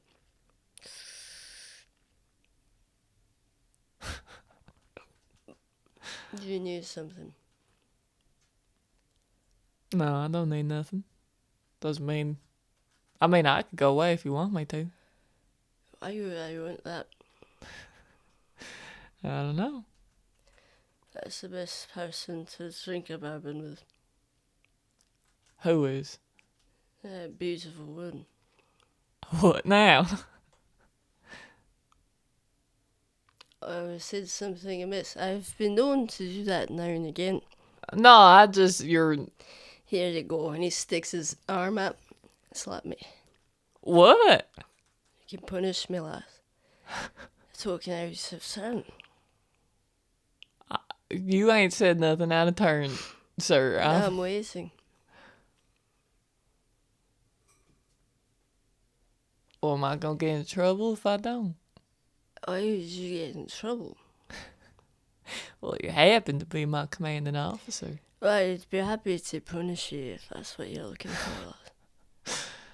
I think that Iffy like looks down, like she's like laughing it off, but I think that she looks down He's like, what is this? all right. She like I'll have another. barely slaps his wrist. he as you go to kind of do it, he takes his hand away to hand her the glass back. You just slap through the air. He puts his glass down, and the barkeep like looks at him, like raises an eyebrow, and then like looks at you. Oh, he can have mine. She like pushes the glass over to him. Right, and the lady kind of like just goes away. She's like, I'm enabling something. That's a good glass. He like takes a sip from it, puts it down. And I tell you, it's bourbon. Mm. I was drinking it earlier. Right. Yeah, it's quite good. You know, it's Oh, quite good. You think so? Now that I'm, a little bit tipsy, maybe. Yeah, maybe just a little bit. She's giving me the bottom shelf shite now. Oh, you think so? It tastes like water. Tastes like water? Maybe she's giving you water. As, I'm fighting for her freedom. You're what now? I'm fighting for her freedom. Doesn't she know that? Oh, fighting for her freedom? Yeah, so she can be free from, having to serve folks like you. I wish, probably wishes she would be. I've still got a few of these left, like, pat his pocket again. We got one more day. So Maybe you should save it up. I've got to last. Here, you know what? I feel like she takes out, like, her coin purse and she's like, I ain't using it for nothing. You want some? What's that face for? I'm not going to take money from anybody. Oh, why's that? I've got no use for it. Have I? Well, apparently you got one use for it. Well, but I've no need for an officer's pay. What you mean? What expenses have I? Who am I to send her home to? Well, You know, what? No wife, no kids, no nothing. nothing. You know, You've got family, have you?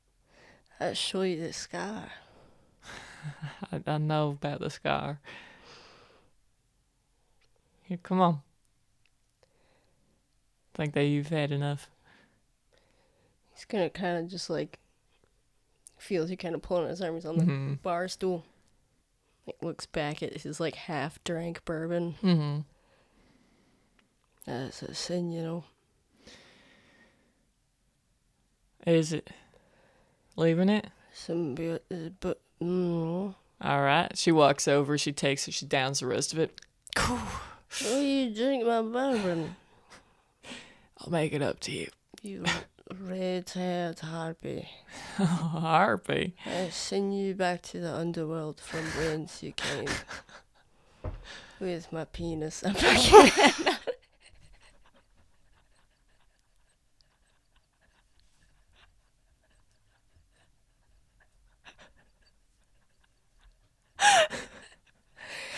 Let's a little joke.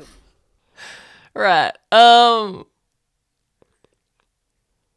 think that she's like kind of pulling on his arm still, and she's like, The problem is this, lass. what's that? You have been blessed by the goods of being tall and stuff. Right. And I have been cursed. Oh. And so what's going to happen is, and he slides himself to the edge of the bar stool and has to hop off of it in order to get to the ground. He's going to roll the ring thing. When he, like, goes to hop down, he kind of, like,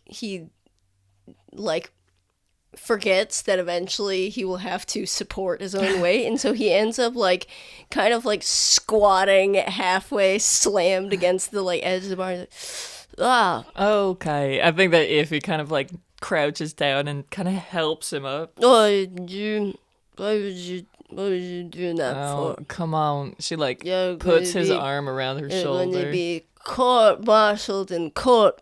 Court-martialed to court. Is that what they call it? Being court-martialed? You're going to be keel hold. She's like trying to walk in the direction of her room. He's like friggin' a handful. Yeah. Like he's like yelling at the bar stool and crap. Like he's friggin' too many under at this point. You're gonna be, and he starts talking. He starts saying stuff that you don't understand. Oh, okay. Yeah. Oh, is that what, Orcish? Is that right? Oh, yeah, it's my native language. You know. Oh. Want to hear a bit of my native language? Not particularly. And he goes back to like yelling at nothing in Orcish. Well, at least you're honest. Where are you leading him off to? To her room to put him to bed. Cool. So he's not gonna make any kind of protest other than the vague ones he's already making. You get to the kind of the door frame and he like just bangs himself up against it. I'm gonna roll to see if anybody sees this happening. Oh, okay. You see like peeking out from around the corner of one of the rooms someone who's presumably, you know, the equivalent of getting a glass of water in the middle of the night. A soldier who is in your unit who you recognize looks at you two and starts like, you know, he like starts like, how do I describe this? Like caressing his body and going, Oh, shut the absolute hell up. you go to hell. But he like points. Like, if he starts cackling. And the guy is just like,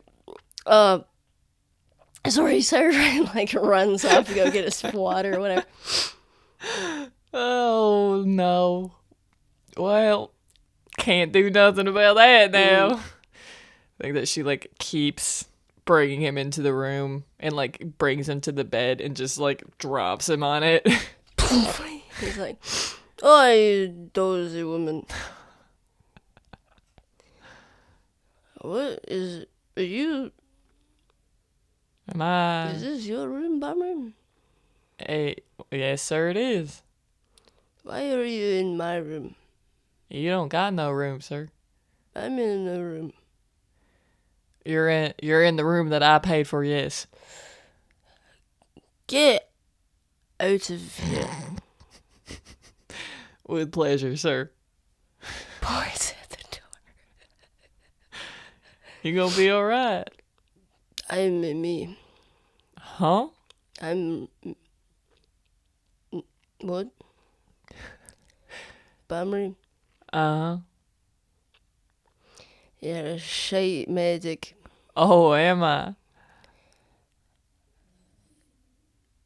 If only because these lads bothering me about you. Oh. Swear if I get one more lad asking me what to do about his little crush, I'm sorry, what? I'm gonna drink a bourbon. And Wait. he shuts his eyes when he says it. Kind of like puts a bag of his hand on his forehead. Wait, what are they telling you? Balmer, what are you doing in my room? I guess I'm never gonna get that out of you, huh? I'm going to get in trouble, lass. Are you gonna get in trouble? I'm gonna get Mm-hmm.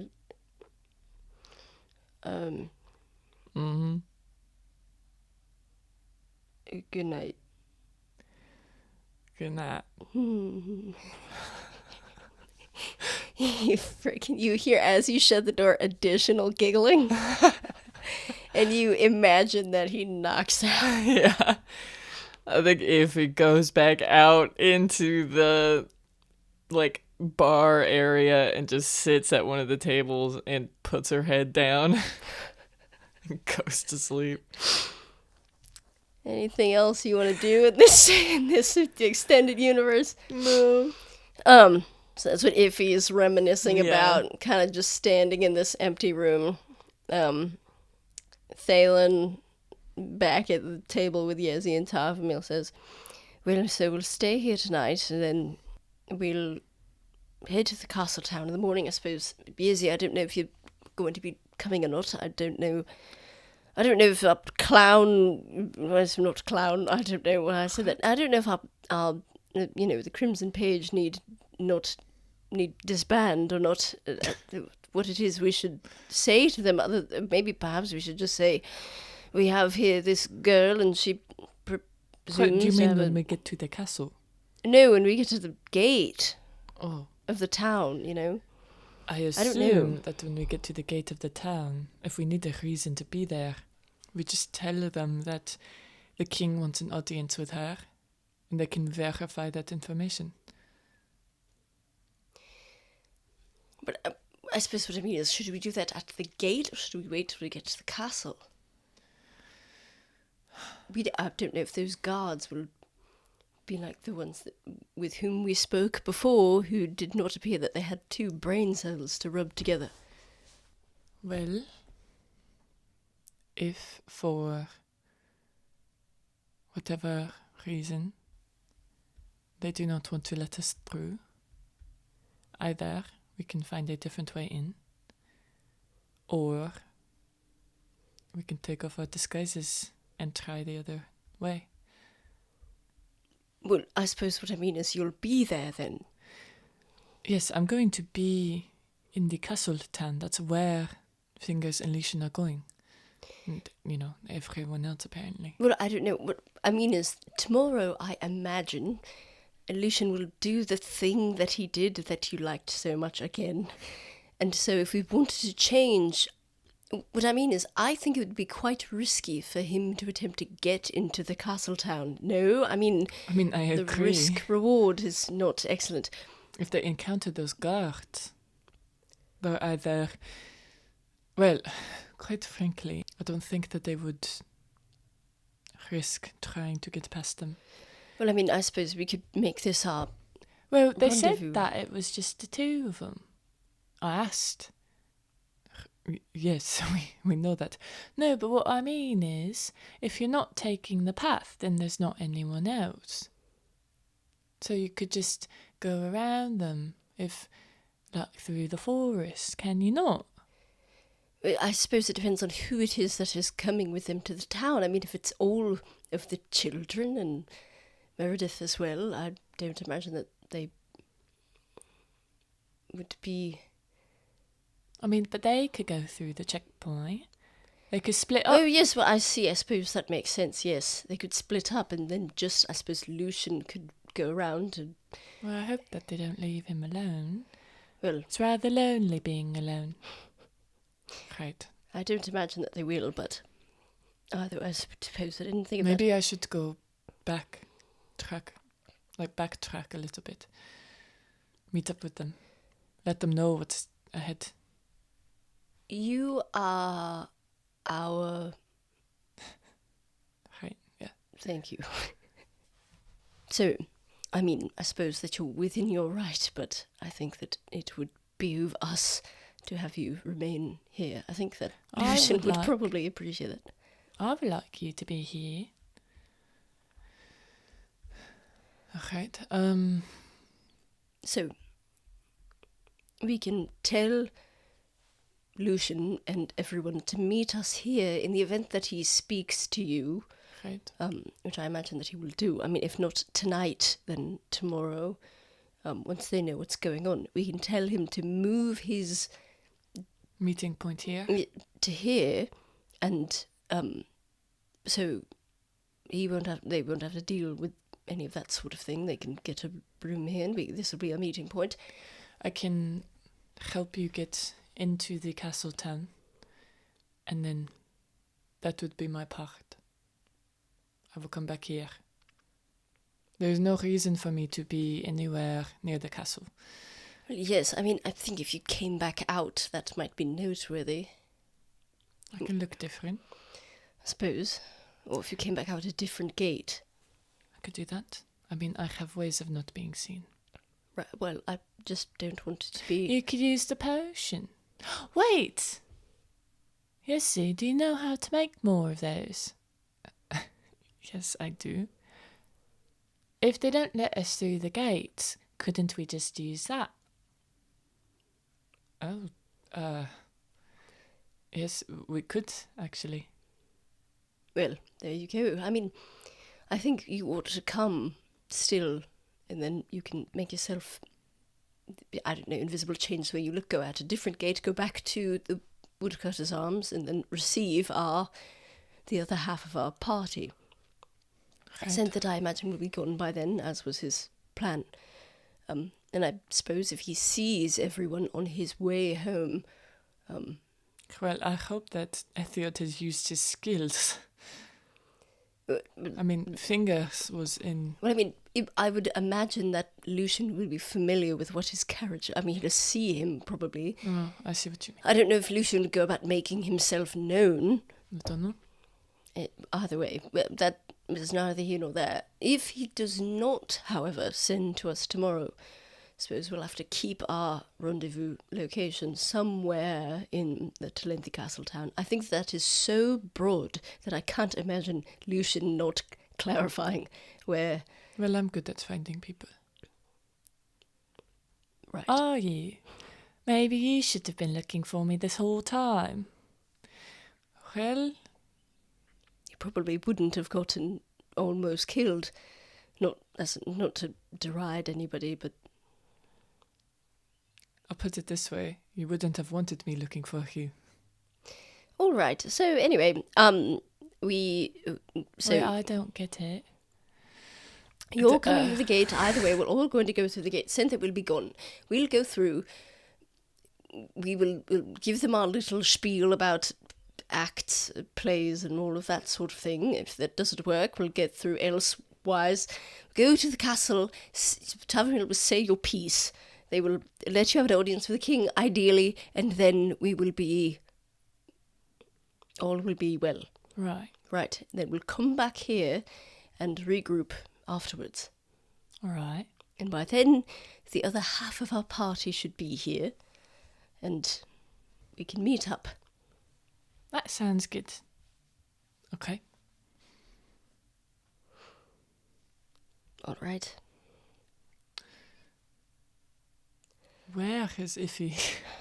I don't know. I suppose we'll find out. I think that she walked towards where the bedrooms are. And perhaps she's in one of them. I think I'll go not join her, but do a similar thing in a different room. I love how much clarification you have to. I don't know. And he's gonna like get up and kind of like scoot out, and walk into the room. So it's just Yezi and Tavmil. Sentet has already gone to sleep. He's already come back. You connected, and then he went into the room. So you know where the rooms are as well. Okay. Well, Tavamil, I suggest that you go to sleep too. I guess so. Lucian says that a good night of rest is always important. Gives you energy for the next day. Says that I always get up too early. Okay. Do you get up really early? No, not typically. So you used to be an assassin? Yes. Why? Why did I used to be an assassin? You said that you didn't want to kill people.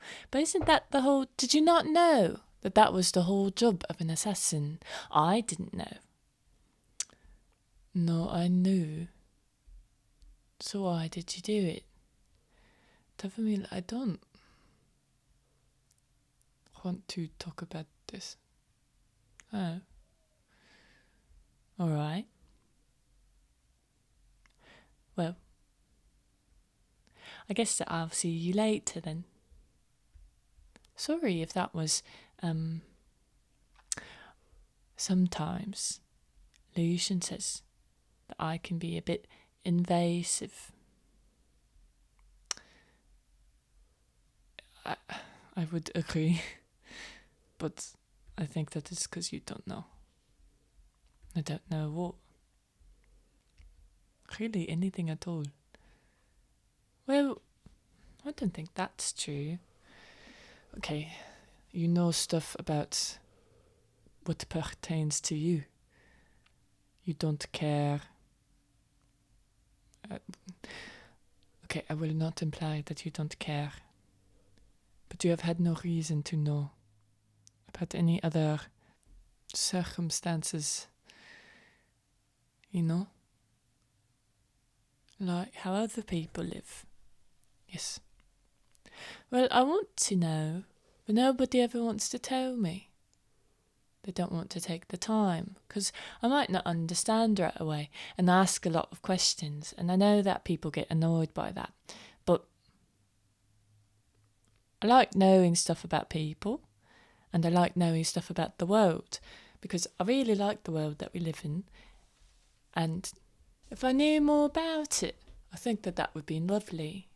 But I only really know a lot about where I used to live and my family, and I know a little bit about the king and stuff, but I didn't even really know anything about town, and it's so close. I think that people don't want to tell you, not because you ask a lot of questions or don't understand something. I'm sure that sometimes that is a reason why, but I think people don't want to tell you because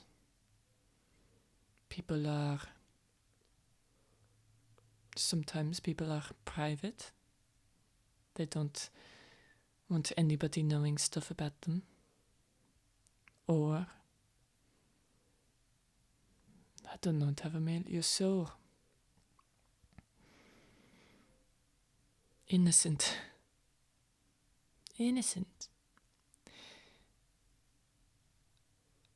If I'm taking a wild guess, this is the first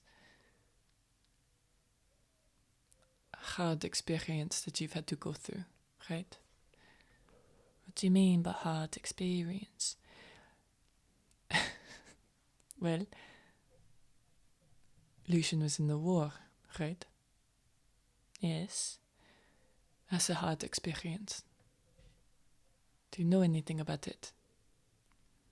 Well, I know a little bit, but not really a lot of details. You know, you see people die, You killed people. It's part of a war. It's not something that you can get away from. You see your friends die. And from what I heard, the Wathway clan did not play nice. What do you mean? Well, they were losing, and then they turned to kind of like a chemical warfare, if I'm being honest. Poison. And, oh, Lady Gwynth told me about that. Who? One of the first people that I met that I was with, and then I got kidnapped out of her carriage. Oh, she said that poison was something that the Talenthi clan couldn't, I think she said, contend with. Well, it's true. I mean, the stories that I heard, how it would affect somebody,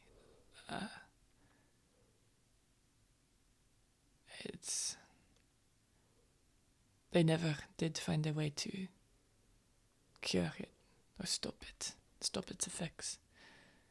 What would it do? That's something that I'm not going to tell you, and it's a good example of what I mean. Of what?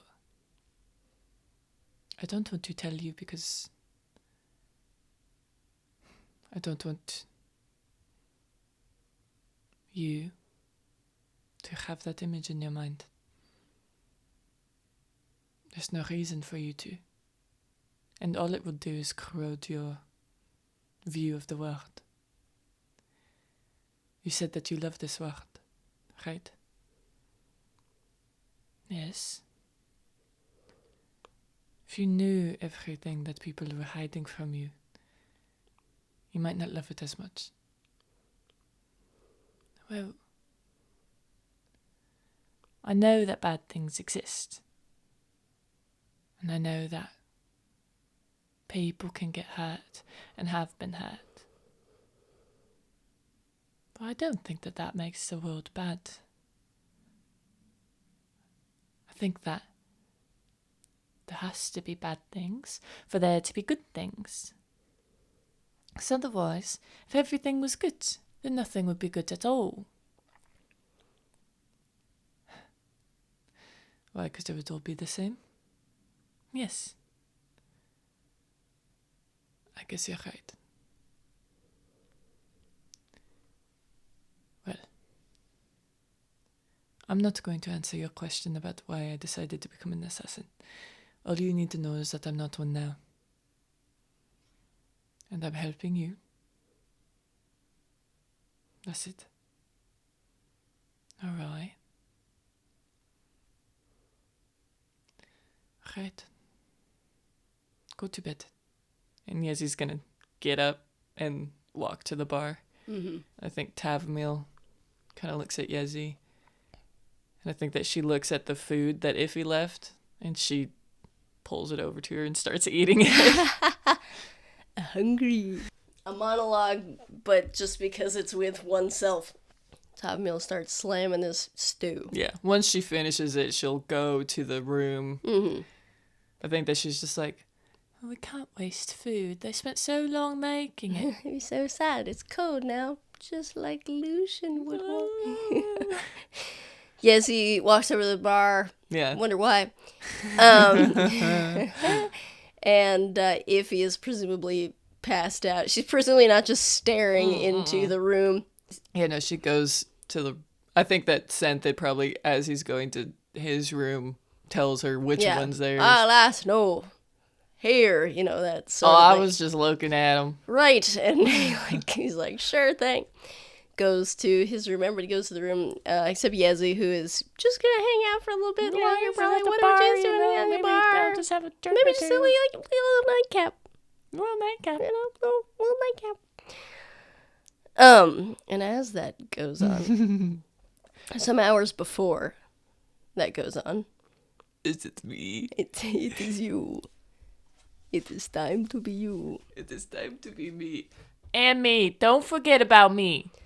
I'm not going to forget about you, You mate. better not. How could I possibly? Well, I don't know. Just finished fixing you up, haven't I? Also, I'm there, but you can forget about me. That's fair. That's I'm not fair. going to forget about your fingers. Okay. Okay. You used to sound like this too. Yeah. Not so stupid, though. Oh. Come at me with some better comebacks, huh? Not so stupid. And it's really evening has established itself at this point. It is definitely not daytime anymore. It's not like if you squint, maybe it is fully, early evening, sunset approaching. Everyone's quiet at this point, I think. General sense of good Lord God, how sick to death I am of all of you has settled. You know what I mean? Like, over the whole thing, like, Finch is probably still talking. Yeah, probably. Yeah, to Atticus. The ladies. Yeah, Dad is doing his best job to be a good father under the circumstances. Sana and Leela are probably asleep. Yeah. Frankly. You don't hear any sound from inside the carriage except for relatively loud snoring, who everyone imagines is Meredith. Lucian Fingers had sort of wedged himself in such a way, and also you were there. You're 90% of why he didn't fall off the roof while he was asleep. But even he's not sleeping anymore. He's just sitting cross-legged on the roof, like holding on, staring at the sun. You can see it kind of like reflected resplendently in his icy green eyeballs as he just kind of like half-lidded is staring directly into the setting sun. Fingers, you look beautiful. Oh. I mean, like... did you say that, or did I dream you saying that? You dreamed that. You so dreamed that. I'm gonna go back to... Okay. And he kind of just looks back at the sun, and you can see, like, the corner of his mouth that is closest to you is still up as he sits, like, kind of dumbstruck looking at the sun. The only indication that you have that Lucian is still on the back of the carriage is every so often you hear him grunt in pain as he, like, hit a frickin', 90-degree angle. He's just like, ooh. You hear that from the back. And this continues, and you see eventually appearing out of the heavily wooded trees, wooded area, the suggestions of civilization. Ooh. I think that, like, Thea kind of makes an excited sound. Oh my goodness, are we finally? Here is our town. It's small, but it's, respectable. Good. And you keep kind of bumbling off in that direction. Finch launches back into... Do you have a name for the town, or can I make one up? Make one up, do it. Okay. Hit me with it. It's called Valise, which is great because it's easy for me to say. And, the population is... Finch. What? Why don't you settle down there, son? I'm settled. I'm sitting respectfully. You're right, but I think that these two girls are trying to sleep. You look over at them, and they're like, Leela has like her arms crossed, and Sana has one eyelid open and is staring daggers at you. Well, we're giving them a place for free. Finch. Come on now, son. All right.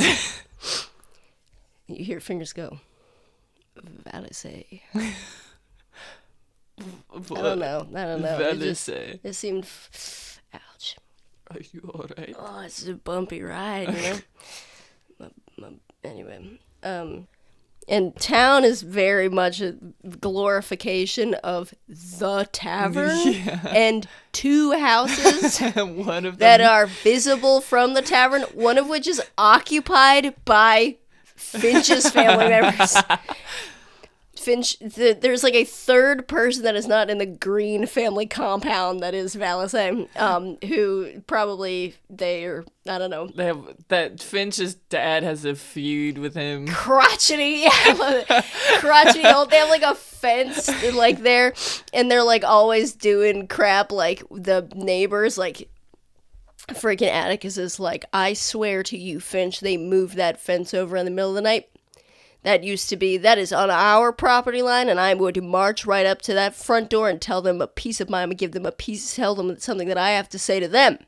Well, I would respect the ability to do that. Move a whole fence at nighttime with no indication that occurred. Well, how else would it be on our property line, Finch? Well, It's the only time they could do it, is it not? Father, Yes, Finch. come here. And he, like, beckons for him to, like, lean down to his level. He, like, looks around and leans down at you. Have you considered the fact that you might be delusional? Well, no, Finch, that's not something I'd considered, and I appreciate you checking me in this way. They just make me so... Oof. And he walks... he has like a feud, and they like hate each other. But like how like when dads hate each other, all they really do is buy bigger lawnmowers than each other and give each other like very firm handshakes. And you see all of that, and Fingers kind of looks over like behind past you over to the other side of the carriage back where Lucian could hear goes, we're almost there, buddy. You can see that the house is hard to imagine. All right, if you need me, I'll be... Is this actually a fucking town? I think it's more like, collections of houses. Look, Ezio. What? There's a pissing excellent chance that this place used to be a bit bigger. Right? Use your brain, mate. Okay, jeez, man. He's gonna kind of like look at himself and look back up at you, and he's like, I apologize, I'm just... Tired? Oh, are you grumpy? Are you sleepy? He freaking like looks down and just starts like smiling. He's like, I might be a bit grumpy. I have to put the big boy to bed. You get away from me, mate. Yes, with pleasure. And that continues as you approach the front kind of awning of the Little Daisy. Mm-hmm. And eventually your dad says, whoa! And the horses stop dead in their tracks. Well trained, and also they are beyond exhausted. Yeah. You watch them pass out practically in front of you. And Atticus, they stop immediately, such that the carriage kind of like slams into the back of them. Jesus. Oh my gosh. All right. We've arrived. We're here. And Mommy. You see, what's her name? Adeline? Yeah, Adeline. You see, Finch, when you say that your mother, Adeline, presumably you said that because you see her. Yeah. Because she is standing on the front porch sobbing. Absolutely. And you see your dad, like, gets out of the carriage, and he's just like, I'm sorry, my dear. When I tell you the events that we've had this evening... Look, Mommy, I broke my arm. And she's like, continues to sob, and he's just like, I'm sorry, my wife. I'm sorry, my dear wife. And he's like patting her shoulders as she cries. Fingers is gonna like shimmy down the side of the carriage. Yeah. Go ahead and roll as he kind of does that and stands at the bottom, a perception check. Okay. 8. You see him kind of jump down. He looks the tiredness that he is. Okay. Like he's just like, whatever. Yeah. And he gets down, and Meredith is still snoring. Like, this is not disturbed at all. You hear like the sounds of kids moving around. Sana and Leela kind of walk around the back of the carriage. And Fingers is kind of like standing there, like gets all whatever, and Lucian's kind of looking at him, and he looks up at Lucian and waves kind of his hand in front of his face, and then he goes and says, "All right, do you want me to like pick you up, or what's the deal?" I feel like Ethiel's like climbing down the ladder. Oh, bridal style. All right, mate, try. Those little arms. I mean, I could try. I think I'm all right, mate. And he's gonna like. There was an invitation. All right, try. Okay. Ethiel's gonna go over and try. He's gonna roll athletics. I just want you to know, if you cause me problems, I'm happy to cause you problems. Okay. 17. Oh. You like get one arm like behind Lucian's shoulders, and he kind of like scoots towards you, and he is looking at you with like Fingers is like eyebrows raised, looking at you. He's pretty amused. That's a pretty common expression for Fingers. Lucian is looking at you with the most like puppy dog playful amusement that you've ever seen. Like he's like, sure thing, chief, like this is gonna happen. So and also you're kind of like getting cozy with him. So he kind of like raises an eyebrow at Stop you. looking at me. I'm not looking at you, mate. Close your eyes. Wait, no. Just look away. You want me to close my eyes No, as you pick me up, bro? No, stop it. Pass me across the threshold. Lifts him up. You lift him. He's like, oh, bless me, Lemon, whatever your name is. And you like get one arm underneath him, get his one arm underneath his like legs. Yeah. And when you like do that and you take his weight onto you, all you're doing really is lifting him an inch or so above where he was lying. Yeah. So he's not impressed yet. And as you kind of lift him into the air, he's just like, all right. And he backs up to like be actually carrying him. Mm-hmm. And you step back and you feel he's so freaking heavy, and you are straining. Like he can see you look like a question mark. Like your upper body is so hunched over, and you hear like the noises you are making. He's cracking up. Mate, put me down, mate. This is ridiculous. Okay. Well, I proved my point. You sure did now before you prove something. Dude, what do you just drop him? I drop his like legs down. When you just let go of his legs, you're just holding his upper body. Yeah. Both of his legs hit the ground, and he's just gonna ooh. Oh right. Sorry. Sorry. Oh. Sit me down. Fuck. Okay. He's like sitting like on the ground. Fingers like comes over, like puts a hand on both of you, like, well, not your shoulder because you're not about that. On Lucian's shoulders, and he's just like, "You all right, man? Just give me a minute, mate. Help me a moment with the kids." Sorry. It's all right, mate. Okay. Just yeah, you can help Fingers. Just give me a minute, mate. It's all right, really. Okay. You all right? Yeah. And he like walks away. Lucian's just got like his non-still broken arm kind of supporting himself as he just sits there. He's got kind of like the other knee up, like head in his hands. And Sana and Leela are kind of like opening the door, like shaking Meredith violently. She's like, I'm up. Who's fighting? I'm fighting. Doing one of those. Yeah.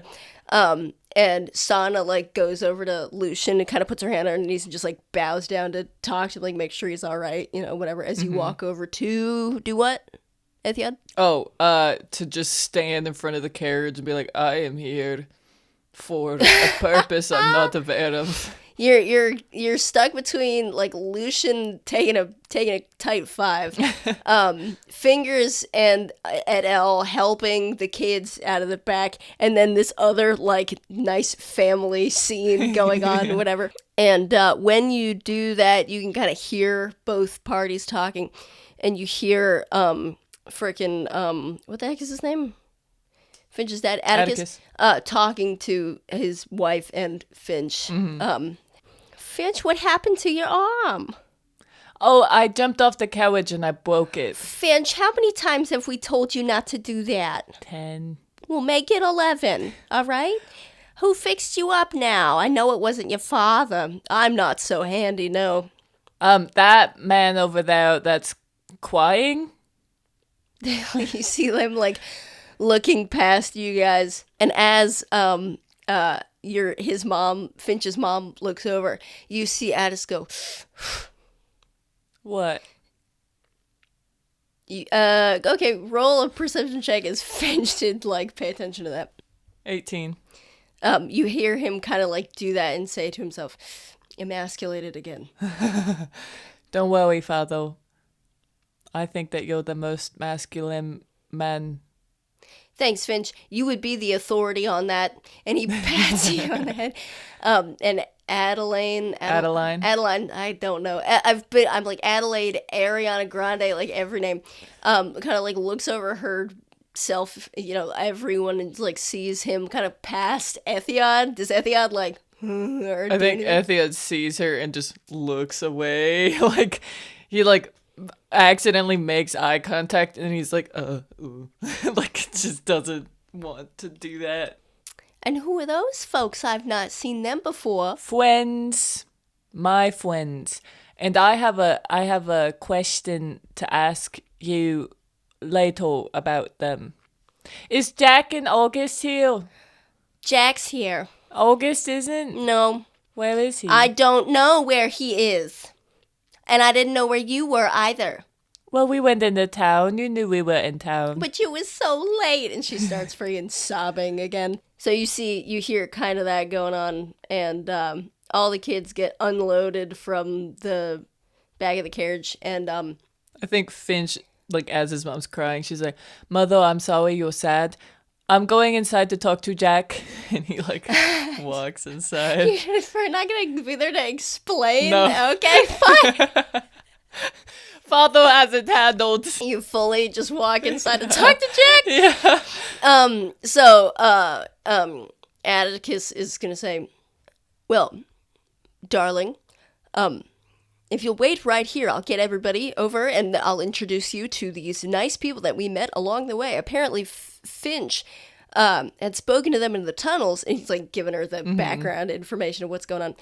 And you can hear like all the kids get out of the carriage, and you can kind of, are you like still doing what now? Are you going towards anybody? As Ethiod? Yeah. I think Ethiod is standing there uselessly waiting for somebody to tell him to do something. You hear fingers behind you be like, hey, Ethiod, can you leave a minute? Yeah. And he's got like one arm under Lucian's shoulder. And Lucian's just sitting on the ground. Like, he's fuck, did I fuck you up? Oh, I told you everything's fine, but if you could just... Okay, I'm so sorry. If you really, it's fine. Oh. Really, it is. You just give us a hand.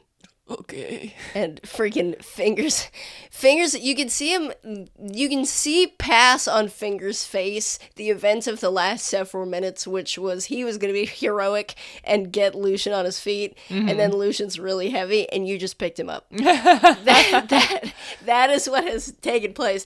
You can see, like, Lucian is slightly, like, his shirt is slightly pulled to one side, and he's, like, an inch over to whatever. So like Ethiod like squats down and puts his other arm over him, and he's like, all right, on 3. 1, 2, 3. Starts to stand up. Stand up. And Fingers kind of like waits a bit and then stands up like ever so slightly after. But do you not know how numbers go in Lucian's order? like, oof, and he's like, no, I thought maybe you would say go. I said on 3. Well, I don't know. 1, 2, 3, go. I don't know. I didn't say on go. Know. What? 1, 1.5, 2, Lads, 2.5. You're so pissing loud. Oh. Mission accomplished, I'd say. Let's go. All right. Find out what's going on. Okay. On go. 1, 2, 3, go. Fingers start to walk. Oh, fucking. I'm not meant to be led. I'm meant to be a free spirit. Oh, I'm not a sheep, I'm a wolf. What the fuck was that? Lucian kind of like shifts over slightly. Fingers, not all Monica fingers, because I was gonna howl and then I forgot how. So I Stop did. it, I'm trying to. I'm supporting all of his weight. You yeah, are doing nothing That's at all. really my plan and all this. Like, You come can't on, make me laugh and then do this at the same time. you've got to eat some or something like that. We need to help you out with this. You want to make me like you, huh? You want, some of us, some people got to fit through doorways, buddy.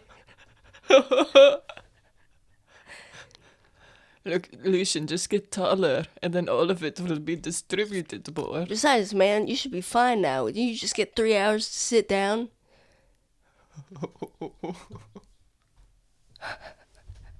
To sit down, mate. What are you talking about? I'm at the back of the pissing carriage. I've propped myself against the wall to keep myself from falling down. Going to mountains, hitting every pissing bump. You could have sat on the roof, is what I mean. Oh, wait. I mean, Ethia and I are, we're pretty light, so. Hey, Saying I would have fallen through, mate. I'm not saying anything. You said it. I just, I'm just here to help. He's gonna like wink. He's gonna wink at Lucian. And Lucian is he's gonna kind of like look back at Ethion. Like he looks up at Ethion. I'm not here. I'm miles away. I'm actually back at the where they picked us up. He's gonna like he like looks back, like shakes his head. He looks back at Fingers like, I don't think I would have fared much better up there. What was that about earlier? What about? You're walking funny. What happened? Did you hit something or something? No. Can Ethia roll insight? Yeah. 13. You think suddenly that there's maybe a chance why Fingers couldn't pick Lucian up by himself, other than not being too wimpy to. Oh. Yeah. Are you fine? Yeah, I'm fine. Why are you getting so defensive? I'm not getting defensive. I'm telling you that I'm fine, and you need to think about it. Okay. Lucian opens his mouth to say something, and you hear, "Let me help you, son." And Atticus, kind of like Fingers from your view, looks very much like he is struggling. Like he's not really doing an excellent job, and to an extent, like Lucian can only be distributed so evenly at all times, like, and so Atticus kind of moves to like take Fingers' place in this configuration. And Fingers is like, holy guacamole, where did you come from? Also, I'm totally fine. It's totally fine. It's all fine. I'm fine. And he kind of like lifts up Lucian's arm, and Lucian just smacks him, like bats at him, and he's like, well, and Atticus is gonna kind of like look up at Lucian and say, well, Ralph, was it? Yeah. You look profoundly different. But I mean, it injured. He's got to sit for a while. Yeah. That's good. I mean, that must mean that you're feeling better. Yeah. I would imagine. Also, I mean, my friend here, Listerine, said that he could. He like elbows you. Fucking. You call him Listerine? Sure, mate. He, got me a bit. All we'd done is I got injured in the tunnels, and all we'd been doing is walking all day, not got a minute to do, clean me up a bit. So I guess that we could do that on the back of the carriage. So, Yeah. what did you say his name was? It's a running joke. Nobody could say my name because there's not a lot of drow elves around here. Well, You can't say my name either. Sure I can. It's Lemon. No. Drat. It's like, It's limit. certainly that's what I said. You said the fruit. Lemon. My name is Lemit. Well, who wouldn't want to be a lemon? You're confusing me now. And he's gonna roll. When Atticus kind of looks back at you, you get the sense that he's kind of off balance slightly. Yeah. You're doing sort of like a shtick, and so he's not really sure what it is that's going on. Yeah. You get the sense that he's like, something's not being played straight. And he opens his mouth to talk, and then appears behind him his wife, who says, "Oh, you're the young man who helped my little Finch." She like runs like next to Atticus, like up to you all, and Atticus kind of puts his arms around her, like his arm around her, and it's just like, "Yes, this is the nice doctor who was able to help her, Ralph." And Lucian kind of like he's being supported by you, but he's greeting this person, so he kind of like stands up like himself, and kind of like bows his head a bit, takes his arms from off of your shoulders, and says, "It's nice to meet you, Miss." Well, Miss Green, of course. And he's like, "Right." He like puts a hand out for a handshake. Says, and Ethiad holds his hand. Oh yeah, like grabs it and pulls it out. Grabs it and holds it. And he like goes to like reflexively put his hand out, and he feels your arm around his arm, and then like pulls his hand back, and says, Atticus is like, "Yes," and he was able to stabilize his arm, and Lucian is gonna say, "Oh yeah, don't get any bright ideas, about him turning into animals anytime soon. At least not today, but tomorrow." Can you guys answer that question?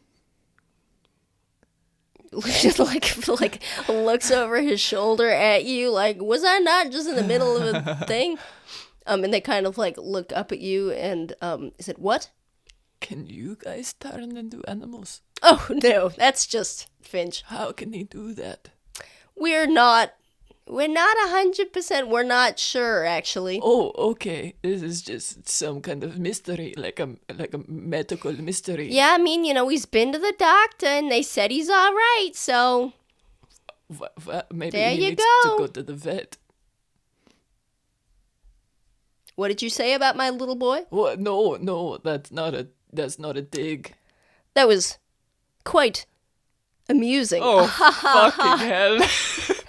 He like pats his wife on the shoulder. He's like, what a good one. I'll have to tell Finch that one later. Freaking Ethiad swallows hard and was like...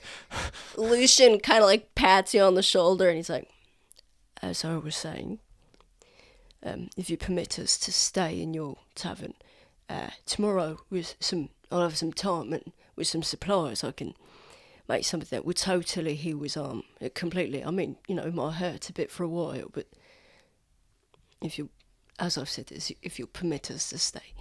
And Adeline's eyes well with tears in front of you, and she says, "Oh, you're our hero!" And she runs towards Lucian and throws her arms around him.